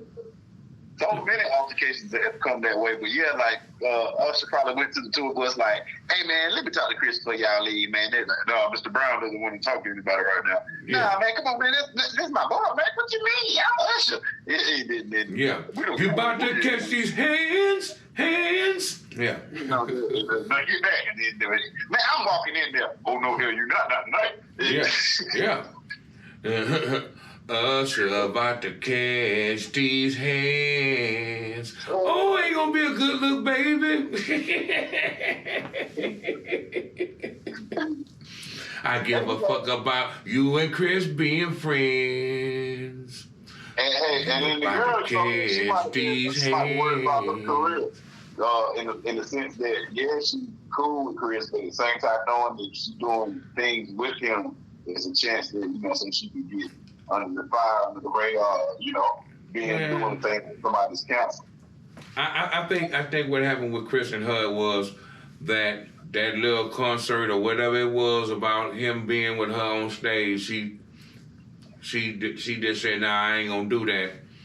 And by her doing that, even though she said she down with him and she fucked with him the long way, that didn't show that. Right, that definitely don't show that. Yeah, that just showed I'm more worried about my career than yours. And my thing is, I feel like he might have understood that, but it might have sounded good coming from her mouth to his ears. Then to find out the other way. Like, hey, my dude, I ain't doing it. Like, why? Man, they tripping, and then my agent saying this, and then and that person saying that, and I need this right now. So I don't want to fuck up our friendship, but I don't want to fuck up my chance. Right. You know what I'm saying? Be real with your motherfuckers. They might have some motherfucking understanding, and then to go, he understand. Like, how you know I understand? Did you ask me? You know what I'm saying? How you know I'm thinking the same thing you think? You know what I'm saying? Did you ask me? I might not be on that level of understanding right now. And I might need to hear it. You know what I'm saying? So yeah, when Usher brought her there, I believe Chris was like, oh, come on, man, you big bro, you know I don't like this bitch. Why you bring this bitch here? And he probably, hey, man, you disrespecting her, man, why she ain't looking at, man, you calling her too many bitches. Fuck that bitch. That bitch supposed to have did this and she ain't do that shit. Let me hear the line, cuz. Hey, look at him, nigga, you don't understand. I don't like that hoe. Get that bitch off of here right now. Man. Come on, after the party, man, she here with me, you know. Yeah, you know, come on, man. He probably looked at her, and he probably was like, you better chunk up the deuce, nigga. You better chunk up the deuce. Oh, deuces. Deuces. You better get that bitch to leaving. Deuces. These hoes ain't loyal. Look, he probably looked at us when the nigga said, but I brought this out here. I don't give a fuck, so what? Nigga, I'm trucking deuces up. You better remove this bitch. Nigga, this my shit. Fuck her. Deuces. That's all it did. It's his party. He don't want to see her, man. It brings his cocaine level down. You know what I'm saying? And then right after that, Usher turned to the girl and said, "You don't have to call. Yeah. It's okay, girl." Yeah. Cause I got the mileage tonight. I got the cocaine, girl. Yeah, that boy had, look here, man, you can tell that boy was on 4 of them. I don't know what 4, but it was a good 4. And I hope everything is okay with, I know everything all right because the nigga brought him out on stage and Chris Brown danced on Usher's show.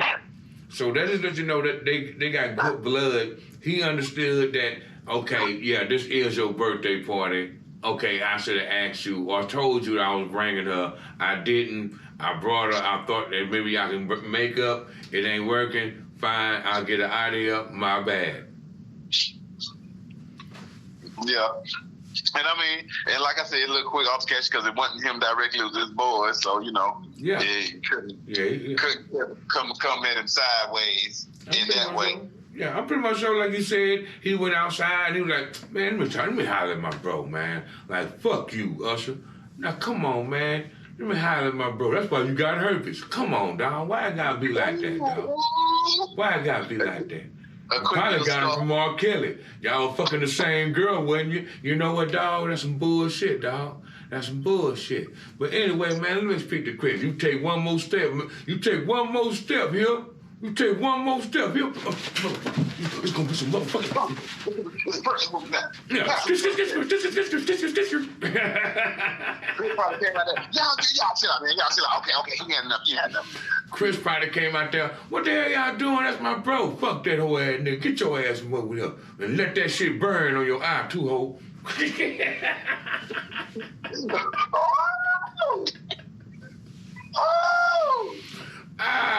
Man, look at him, man. I'm just glad good brothers are able to mend a bridge that ain't even much burnt.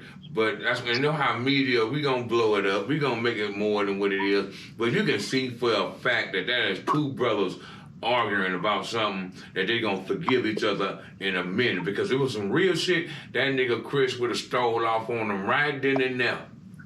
Shoot, hey, we talking all that. How do we not know a little drunk ass Usher didn't go off to the security guard and haul off and hit one of them? Yeah. You know what I'm saying? Pop one of them on the ass. Why they have to jump him? Yeah. Cause you know that nigga could move. He was hitting Michael Jackson move on the and they couldn't catch him on fire. They probably get him. He probably was in there hitting him with them moves. I can see that. Got that like with a regular stereo. We not know everybody had a whole Usher down out that bitch like. And he's swinging it my way. You don't understand my need. Got there, hit him in the face like nunchucks and shit like you don't know. You know what I'm saying? Hitting him with the my way moves. I can see that nigga out there doing the my way dance on a nigga while dodging punches. But yeah. Hey, for him to get jumped, he sure wasn't scuffed up. He might have been handling them boys. Get off of him. Or he got a cold zero turtle in the shell pose that keeps all punches from your face. You know what I'm saying? You gotta have the turtle in the shell. Yeah, they hit him with that Floyd Mayweather. Yep. You gotta put that turtle in the shell, man. That way your face is secure. Now your ribs and shit might be fucked up, but nobody gonna know because your face all pretty. Now you ain't never, they ain't do shit to me, dog. Why you crying? Cause them niggas some hoes. Nigga, your ribs hurting like a motherfucker.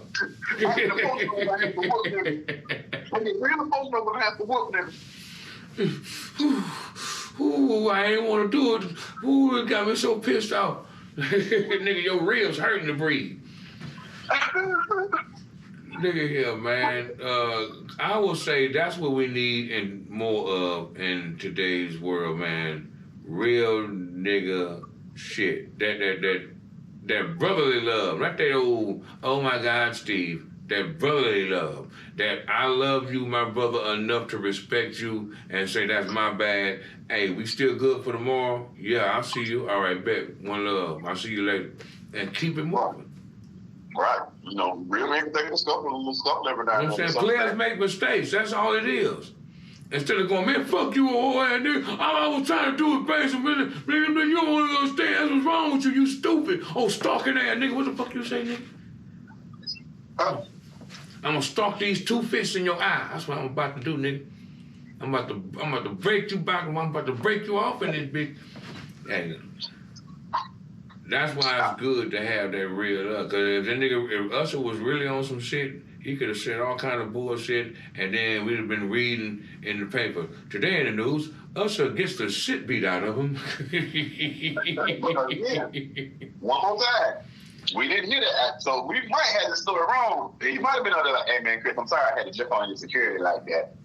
I don't make anything fight back. He actually hit me in my mouth. Look at you. So you saying Usher went back there and said, look, bitch, I'm Rick James. You either gonna scoot aside or I'm gonna give you this 5 fingers to the face. One more time, y'all. He got jumped. That's what the news tabloid said. They jumped on Usher. Meaning they might have to hold him down. Yeah, they probably did that little pinching in the nipple and no. Yeah, he didn't get beat up bad. I mean, he might have got a little stuff, but to get jumped, he won't swallow up on that. Yeah. They probably all his punches probably been in his ass. They probably was punching him in his booty cheeks. It's Hollywood. Remember, man, it's Hollywood. That man what P. Diddy, he might be a purpose to fame at this point. Do you know what he does to me? You do my pop. Come on, man. You ain't done shit. You a bum.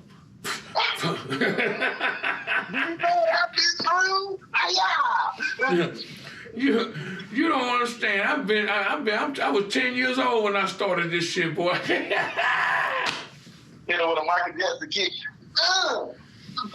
I was broken in at 10. Them punches ain't shit. I know.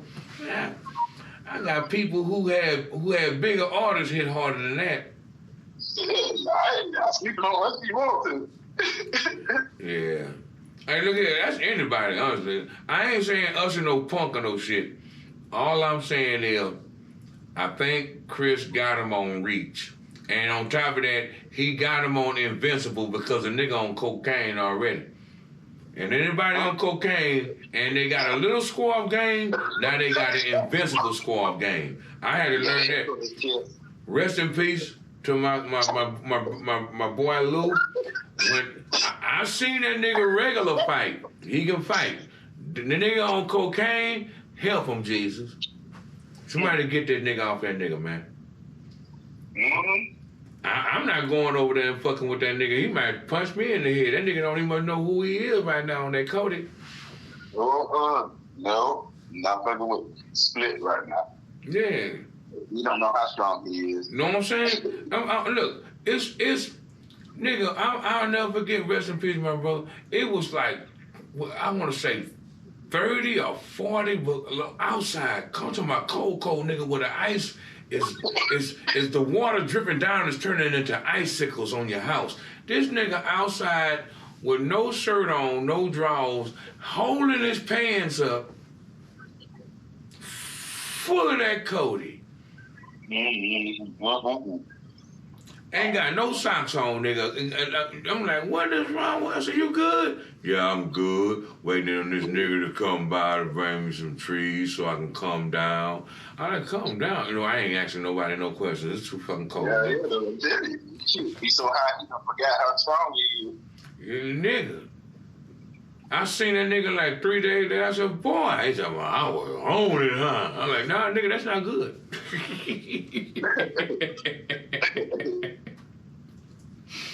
That's not good. Ain't no goddamn compliment, nigga. I'm telling you, nigga, what the fuck? Look here, speaking of what the fuck, what is wrong with our ladies today? And right now, we about to ask that question in the segment I like to call Love. Oh, man, what's wrong with these ladies today? What's been wrong with the situation of the battle of the genders since the inception of time. Like, what is the? Well, on this one, I can't really say the ladies. I can say we all got this problem, but it's mainly done by women, especially in the now. And that's that fake love. That's that fake it till I make it. That's that, ooh, daddy is so good, and then as soon as that other nigga get up that you've been waiting on call your ass, you don't even much answer your phone. Matter of fact, you didn't block that nigga phone call, and every time he call, all he gets is a voicemail. He didn't think something happened to your ass, not knowing you right down the street sucking on another nigga meat. Oh, no, loser. But yeah, I mean, mainly because it's a lot of self-centeredness out here, people. It's a lot of narcissism, and it's a whole lot of mental trauma, and people, in you know what I'm saying, they not knowing like mental illnesses.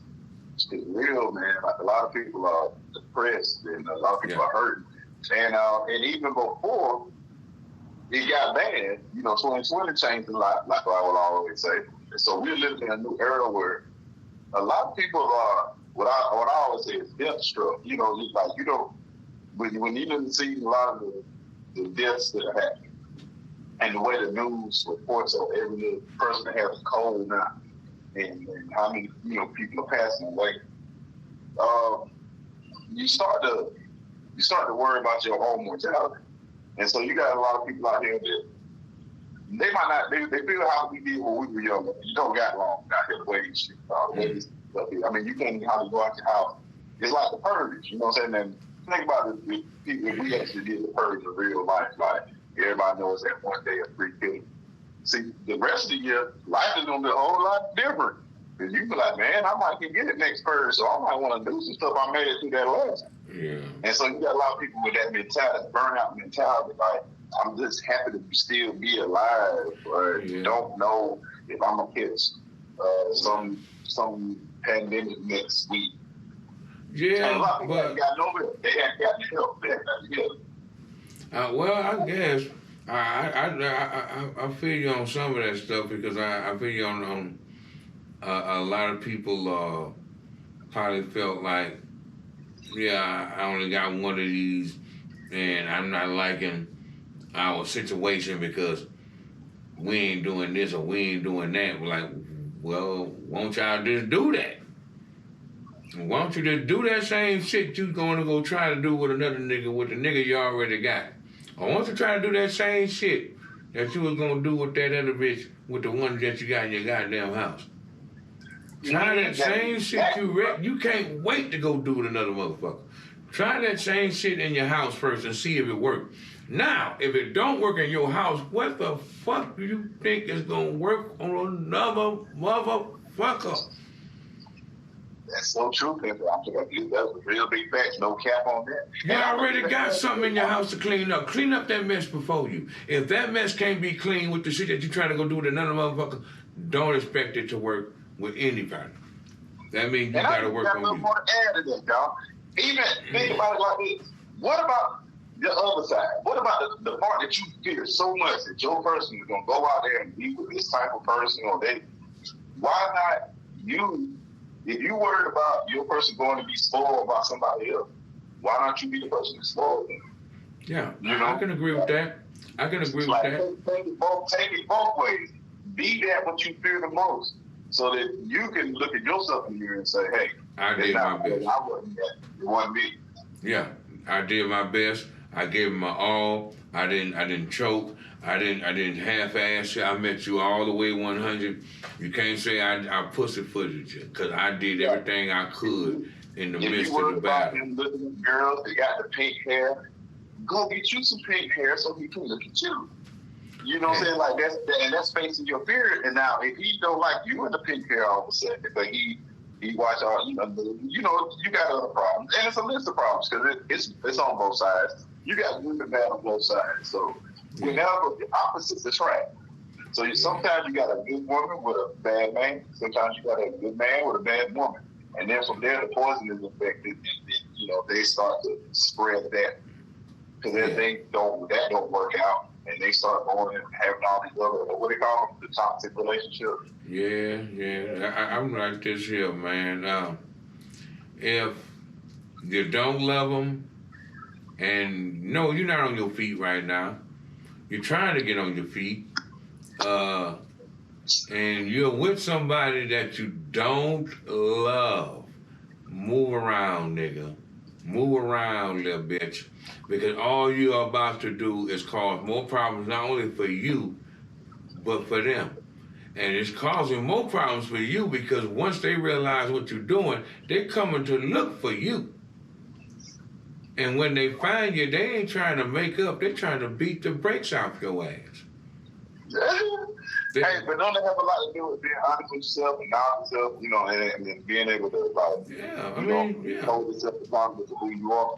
Be with somebody that you trying to work with, not somebody that you're trying to work over. Yeah, I mean, it starts with you. Be honest with the shit. People don't understand. Just tell a motherfucker, hey man, look, I'm between a lot of shit. I got a lot of shit going on.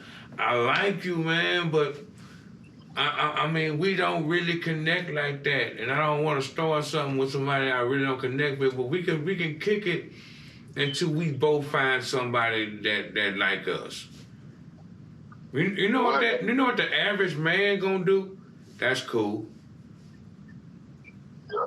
But now, you know, like what you said at the beginning of the topic, the fake it till you make it and style and mindset is like, okay, when you got to go get the eyelashes and you got to go put the makeup on and the hair to try to impress somebody, you know what I'm saying, like that wouldn't normally like you. But because you have presented yourself, you know what I'm saying, in that fake, that's like pretty much saying somebody likes Minnie Mouse and they ran out. You run out and go get a Minnie Mouse costume and put it on. You know what I'm saying? Like, you're not Minnie Mouse. Yeah, I mean, you ain't got to disrespect yourself by that. You know what I'm saying? That's what I'm saying. Like, you got to keep it honest because somebody will like you for you. You ain't that part of being fake or trying to put on these extras to impress somebody isn't necessary for the actual person you want to impress. You know, like I said, the soul is gone in a lot of business too. I mean, people in general, like I'm not going to blame you. People in general, a lot of soul is gone. So people not even looking for love. Yeah, the soul and love has been replaced with money and money. That's it. They didn't fail with love with money. It don't matter what a man or a woman can do for some of these people. Not mainly men, because men we fall in love too quick and we end up loving somebody that don't really love us. Or we find somebody that we love and they love us and they ain't all the way there. Hey, look how fast they jumped on Emily K. Williams and her situation about what she said and taking it out of context. And of all the times, I'm actually on that lady's side this time because people didn't dissect what she said. Now, she said it wrong, and you know it's a part in there where she didn't mess up. But in the essence of what she originally said, like, it's nothing wrong, honestly, with taking ourselves out of the mindset of not just being a bus driver and that being okay. Like, as parents, you know, we don't want our children to accept C's and D's. We want to push them to strive the best they can for A's and B's best they can. You know what I'm saying? And so, you know, that is where she was trying to go with it. She just didn't put the eloquence on it. Yeah, you know she didn't say it right. She with the way it came out, I believe. But here's the thing, though. After looking at that video, she meant it the way she said it because of attitude. Facial attitude shows exactly who you are. She had nothing but spunk on it. She had nothing but She was saying it like Her whole facial expression was like attitude. Now, I like her response, too, because her response was very true. If we dissect what she said, I wish we could do a video on that, man, sit down and go. How she came, all right, the second one, when she was like, listen, y'all, My mother was a bus driver. She announced that. Second, she was saying I wasn't saying it in that essence. That I was saying it in terms. Oh no. So first, she addressed, I'm a journalist. This, what y'all are doing to me, is making my day because it's giving me something to talk about. Like, you know what I'm saying? Like, you're putting me in the news to voice my opinion, whatever it may be on whatever. And that's what I wake up in the morning to do. Unlike, a lot of y'all in this commenting and saying something. So don't think I'm frazzled by the fact of, how y'all coming at me. She's like, I me being, certain people, I seen that dark side of it. And she was just more so saying, okay. And she doubled down on it. Like, she most definitely did that. She doubled down on it. She avoided the topic. She deflected from the true topic of what they were trying to get her to say. So I agree with you on that. Look, I'm just like this because only thing she proved is the difference in a man and a woman. A woman is material to the day that she dies. That's one thing she proved. Love is always second to money. Because the one thing that nobody understands is if you love someone, what happens when your ass can't even lift up your fingers to even much do anything for you no more? Now that person that loves you is taking care of you, regardless if we got $1 or two of them. So see, sometimes we get so wrapped up in what a motherfucker can do for us, we forget about the love factor. Because when a man falls in love with a woman, he falls in love with whatever that is in front of him. He don't give a fuck about her bank account, to be honest and real. He's gonna take care of her if he truly loves her. And she got personal. See, where she went personal on instead of staying in her business. Yeah, I'm gonna be real. It didn't matter what she was saying. Her facial expressions while talking to an old girl, fuck my life. It's like they were like who she is. It was like you can embody how she was saying it.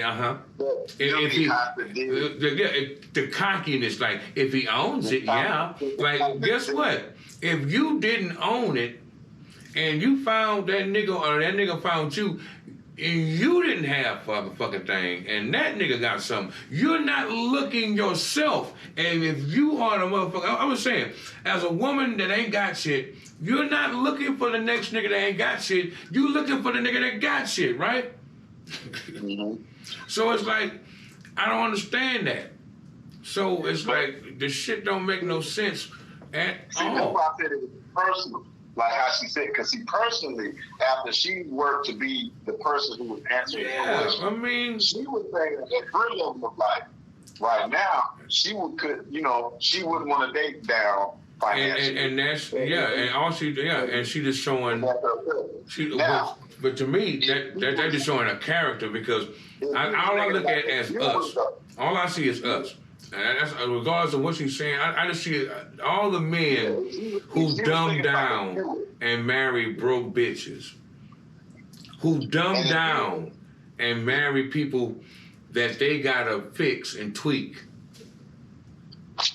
and it just shows that the statistics are right. When black women get up, they tend to want whatever's on their level. And what they don't know is what's on their level don't want them. They want higher. And again, like I said, if she didn't say professional and thought about the viewers that are watching, the viewers don't make what she makes. The viewers aren't in her circle of lifestyle and stuff. So therefore, the viewers are thinking about love, which is the topic of what we're saying, y'all. She took the part of what would you love and took it personally because of how, Lanya put her, and again, that tit for tat opposition battle, battle of wits that women like to do, what they call it being coy or being candy, that's actually what happened. Because her being candy, trying to answer the question, ended up in this outlet. Yeah. Because again, like I said, as a man, I do understand what she was trying to say. Yeah. But she just fucked it up now. And so let me say it for everything. Yeah, she basically saying, I'm rich and I want somebody on my level. If you ain't got no money, then why am I talking to you? If you ain't owning nothing, then why am I talking to you? I worked so hard to get here. Like, okay, that's, you know what? And that's respectable and that's honest and a nigga can accept that. But there's a lot of niggas that they got that same story and they accept you when you are on food stamps. They will accept you how you are because as men, we don't fall in love with material. We fall in love with hearts and things that you can bring to our table.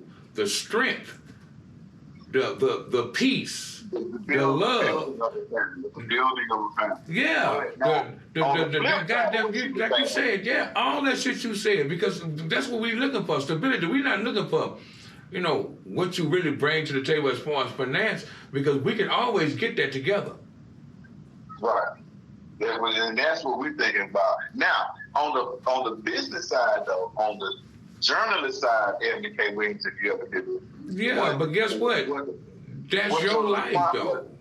But look, on the journalist side, what her response was, let's say she had taken away from the romantic part, but she was the part of, hey, y'all, we have been, like, as a culture, let's not accept mediocre. You remember T.I. had this song, I don't want no mediocre.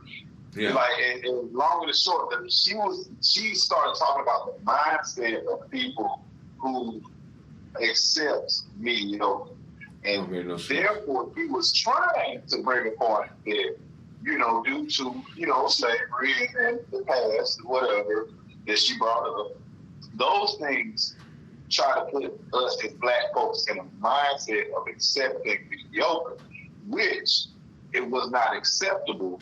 Like just like I grew up, I'm living proof of it. What she said, C's and D's weren't. My people were school teachers, so that just wasn't acceptable to them. Like try harder, make A's and B's. Like my granny was real tough on me about, you know, always at least striving to be number one. You know, and it's okay if you landed number two, but you gave your best to be number one. And so, as far as she would have wanted to touch to her viewers.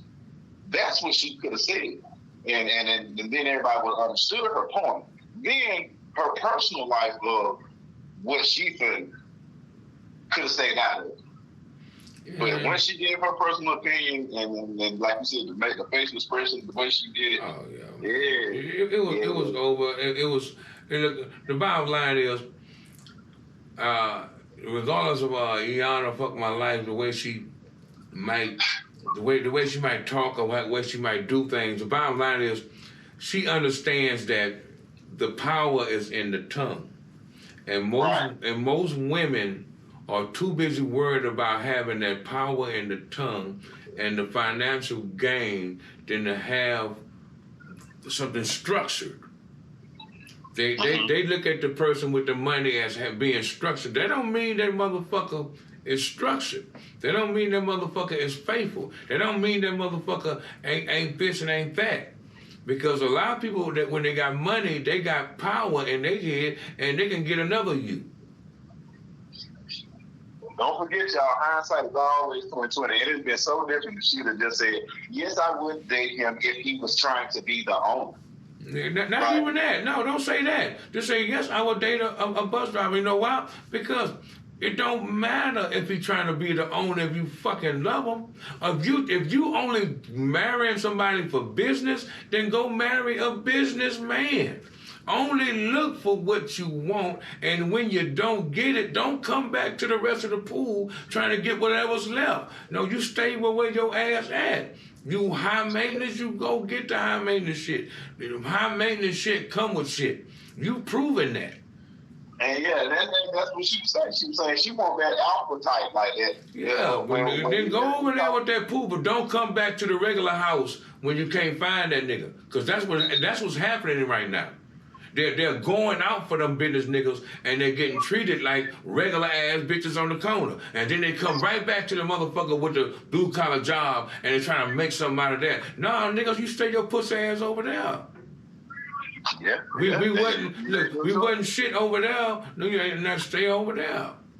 And this ain't got nothing to do with hate. This has got something to do with more like the respect that is being not given, but you want a man to give. And that shit's fucking retarded to me. You want me to accept you as you are, broke off or richer, but you can't accept somebody for broke off or richer. That shit is mind-boggling to me. I mean, it's the hypocrisy. It's the double standard of life. It's what I stand for as far as the news from the other side, man. Like people, it's a fine line, but it's a thin line between love and hate. All of those things. How the balance of life, long and short, is what I'm saying. Yeah, I mean, because I look at it like I said, when you do your vows, it's say for better or for worse. If I ain't got it no more and I'm sick and I'm on my deathbed, you gonna still be there instead of running off on me to go find somebody else to do it for you.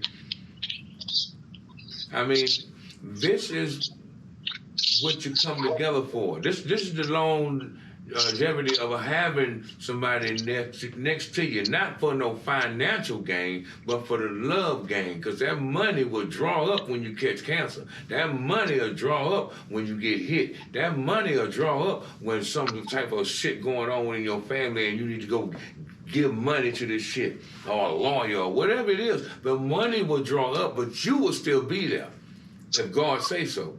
And as long as you there and he there, or she there and he there, what difference is that the money is gone? You can get that money again, but you can't find another me. All right. You might get somebody close, but they never going to be all the way, and you're going to be always thinking about that little bit in your back of your head. Damn, that nigga used to do this, though, and that. Yeah, and they did out of love. Yeah, see, he ain't want shit. He ain't want no money. He ain't want me to do nothing back for him. He did it for me, and then he bounced. Start fixing the car, start cooking, start doing, you know what I'm saying, taking the kids, and he did it out of love. Didn't want a goddamn dollar. And that's the righteous way. I mean, that's the longevity way. That's how your grandma got it. That's how your papa got it. And that's how they was 87, 96, and 104 still together. And they built that stuff together. You know what I'm saying? That's why your grandfather passed when your grandma passed. That's why your grandma passed when your grandfather passed. Because she couldn't live without that nigga. Mm-hmm. I don't see it happen. So that's what y'all not understanding. Y'all can have all the money in the world, but that shit ain't gonna be here when you're gone. It's cute while we got it. I'm trying to get it myself, but I understand one thing and one thing for sure. It is not bigger than mine. It's not bigger than my family, because when the money gone, I'm still having them niggas. I can't, you know what I'm saying? Yeah. I'd rather build an empire with someone who loves me whether I got it or not. Man. But Ebony K. Wiz, I understand what you're saying. I'm one person that understands what you're saying about keep the mindset of not necessarily of extravagance or luxury, but keep the mindset of, let's get out of this thing of the financial literacy part. That's good. That's cool. Yeah. And you want that go-getter, of course, but don't let that be all you want them for. Don't let that be the basis of who you don't see. Because I learned that lesson. If all you want is that, you're going to get that, and that's all that's going to be. And then it's going to be a go-getter of everything, including other people. Because you got somebody that's all they thinking is this. And what's going to happen eventually, one of y'all going to slow down because somebody's going to get comfortable. Always. Yeah, somebody's going to get comfortable. Somebody's going to fall in love. Somebody's going to feel like I'm going to slow down and start being under. And when you start doing that, you ain't going to be making that same bundle, you might be making a bundle, but it ain't gonna be that same bundle. And you don't think the other person gonna notice that and start switching their gears? It's an all the way around fuck game instead of marrying somebody or dating somebody in the look and the pursuit of actual natural love, because it's going to last you longer. It's going to heal you quicker than a dollar can sometimes to a doctor, because I've heard the stories of how a loved one come in their nursing home and whisper something in that loved one ear, and that bitch will keep living another 4, 5 more damn years. Yeah. I heard them stories. Oh man, she came in, I don't know what she said to him, but that nigga opened his eyes. I see. And then he started laughing and smiling, and he grabbed her hand, and they started talking and everything. And then as soon as she left, that nigga was sad again and mad again. He closed his eyes and he didn't want to get out of bed. And then as soon as he came in, he was back to life again. Yep. And again, love is a lot more powerful than money. I mean, it's a lot more influential. Happiness, peace of mind, those things, respect, loyalty. Yeah. These are the things that's going to matter. Somebody who's naturally attracted to you. I mean, when you wet, rolling around, just came out of a tidal wave, and your wig flew off, and your eyelashes is gone, and all that. And somebody say, "Look at this dripping wet ebony goddess, or heaven angel of the earth." I'm sorry to just be one dimensional. This angel of earth, what women of whatever race you are, when somebody just look at you and want to absorb your skin, I mean, don't give a fuck about, none of that shit you look like. I mean, just look at you, knowing you look like a Mr. Potato Head, and don't give a fuck about that shit. Like you said, most men look at a woman and say, man, if I could have that woman, then all the things I want to go out there and make a way for her to have to do. You see, that it be the motivation for some guys, like, you know what I'm saying? You know what I'm saying? And that's why it pissed me off when she said that, because it's like, when they don't sell for less. Guess what? Some of them people who are less are the best people to get, because they know how to take care of you, because they ain't never had shit. And they gonna die, cry, and kill for anything that go down for you, because they ain't never had nobody that was real. And when they finally get a motherfucker that's real, you think that the no less are gonna be like, I ain't got nothing to offer. They got the best hearts. They got the best realness, because they ain't got nothing else to give you but they love. And they're gonna give it to you so much, and when you appreciate it, and then when they appreciate it, guess what they're gonna start doing? Picking themselves up and trying to bring something to your table, because they feel like they ain't doing enough for you. Yeah. So, and again, you can't be mad at us, because when you tried it that one time to give somebody, you know what I'm saying, that honest love, that person took advantage of you because you chose the wrong type. Yeah. That was the wrong type for you. That was all that was. Like, don't take that out on everybody. Yeah. And like you said, though, you made something of yourself. I agree with that. I wholeheartedly understand that, because I have black daughters, and I want them to have the same thing. But I also teach them to have respect for everybody's dream, because your dream ain't the same as the next motherfucker. And if you fall in love with somebody as they are right now, don't knock them, because all they want to be is a manager at a store, and they love this store. They always loved this store since a kid, and all they wanted to do was be a manager at the store and make manager money and live a happily ever after. That don't mean that your life ain't gonna not be a good life. You might live a great life like that.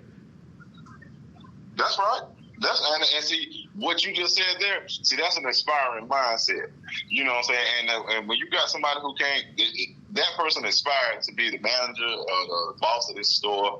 And that's okay with them. Like you said, you don't got to go haul off and be the owner of everything, I think that's what the big thing is with this cutting out of the middleman generation, where they don't understand what I call the ladder or stairs of life.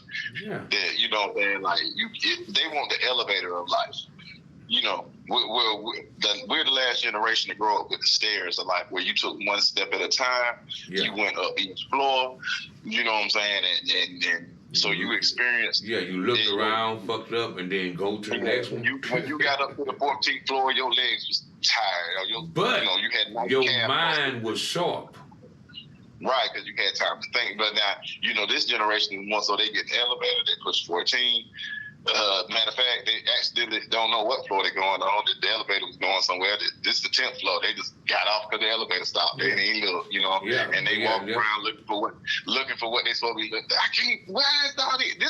Is this the 14th floor? This the 10th floor. But the one thing I will say that they got over us, yes, we have more life experience. We have more understanding.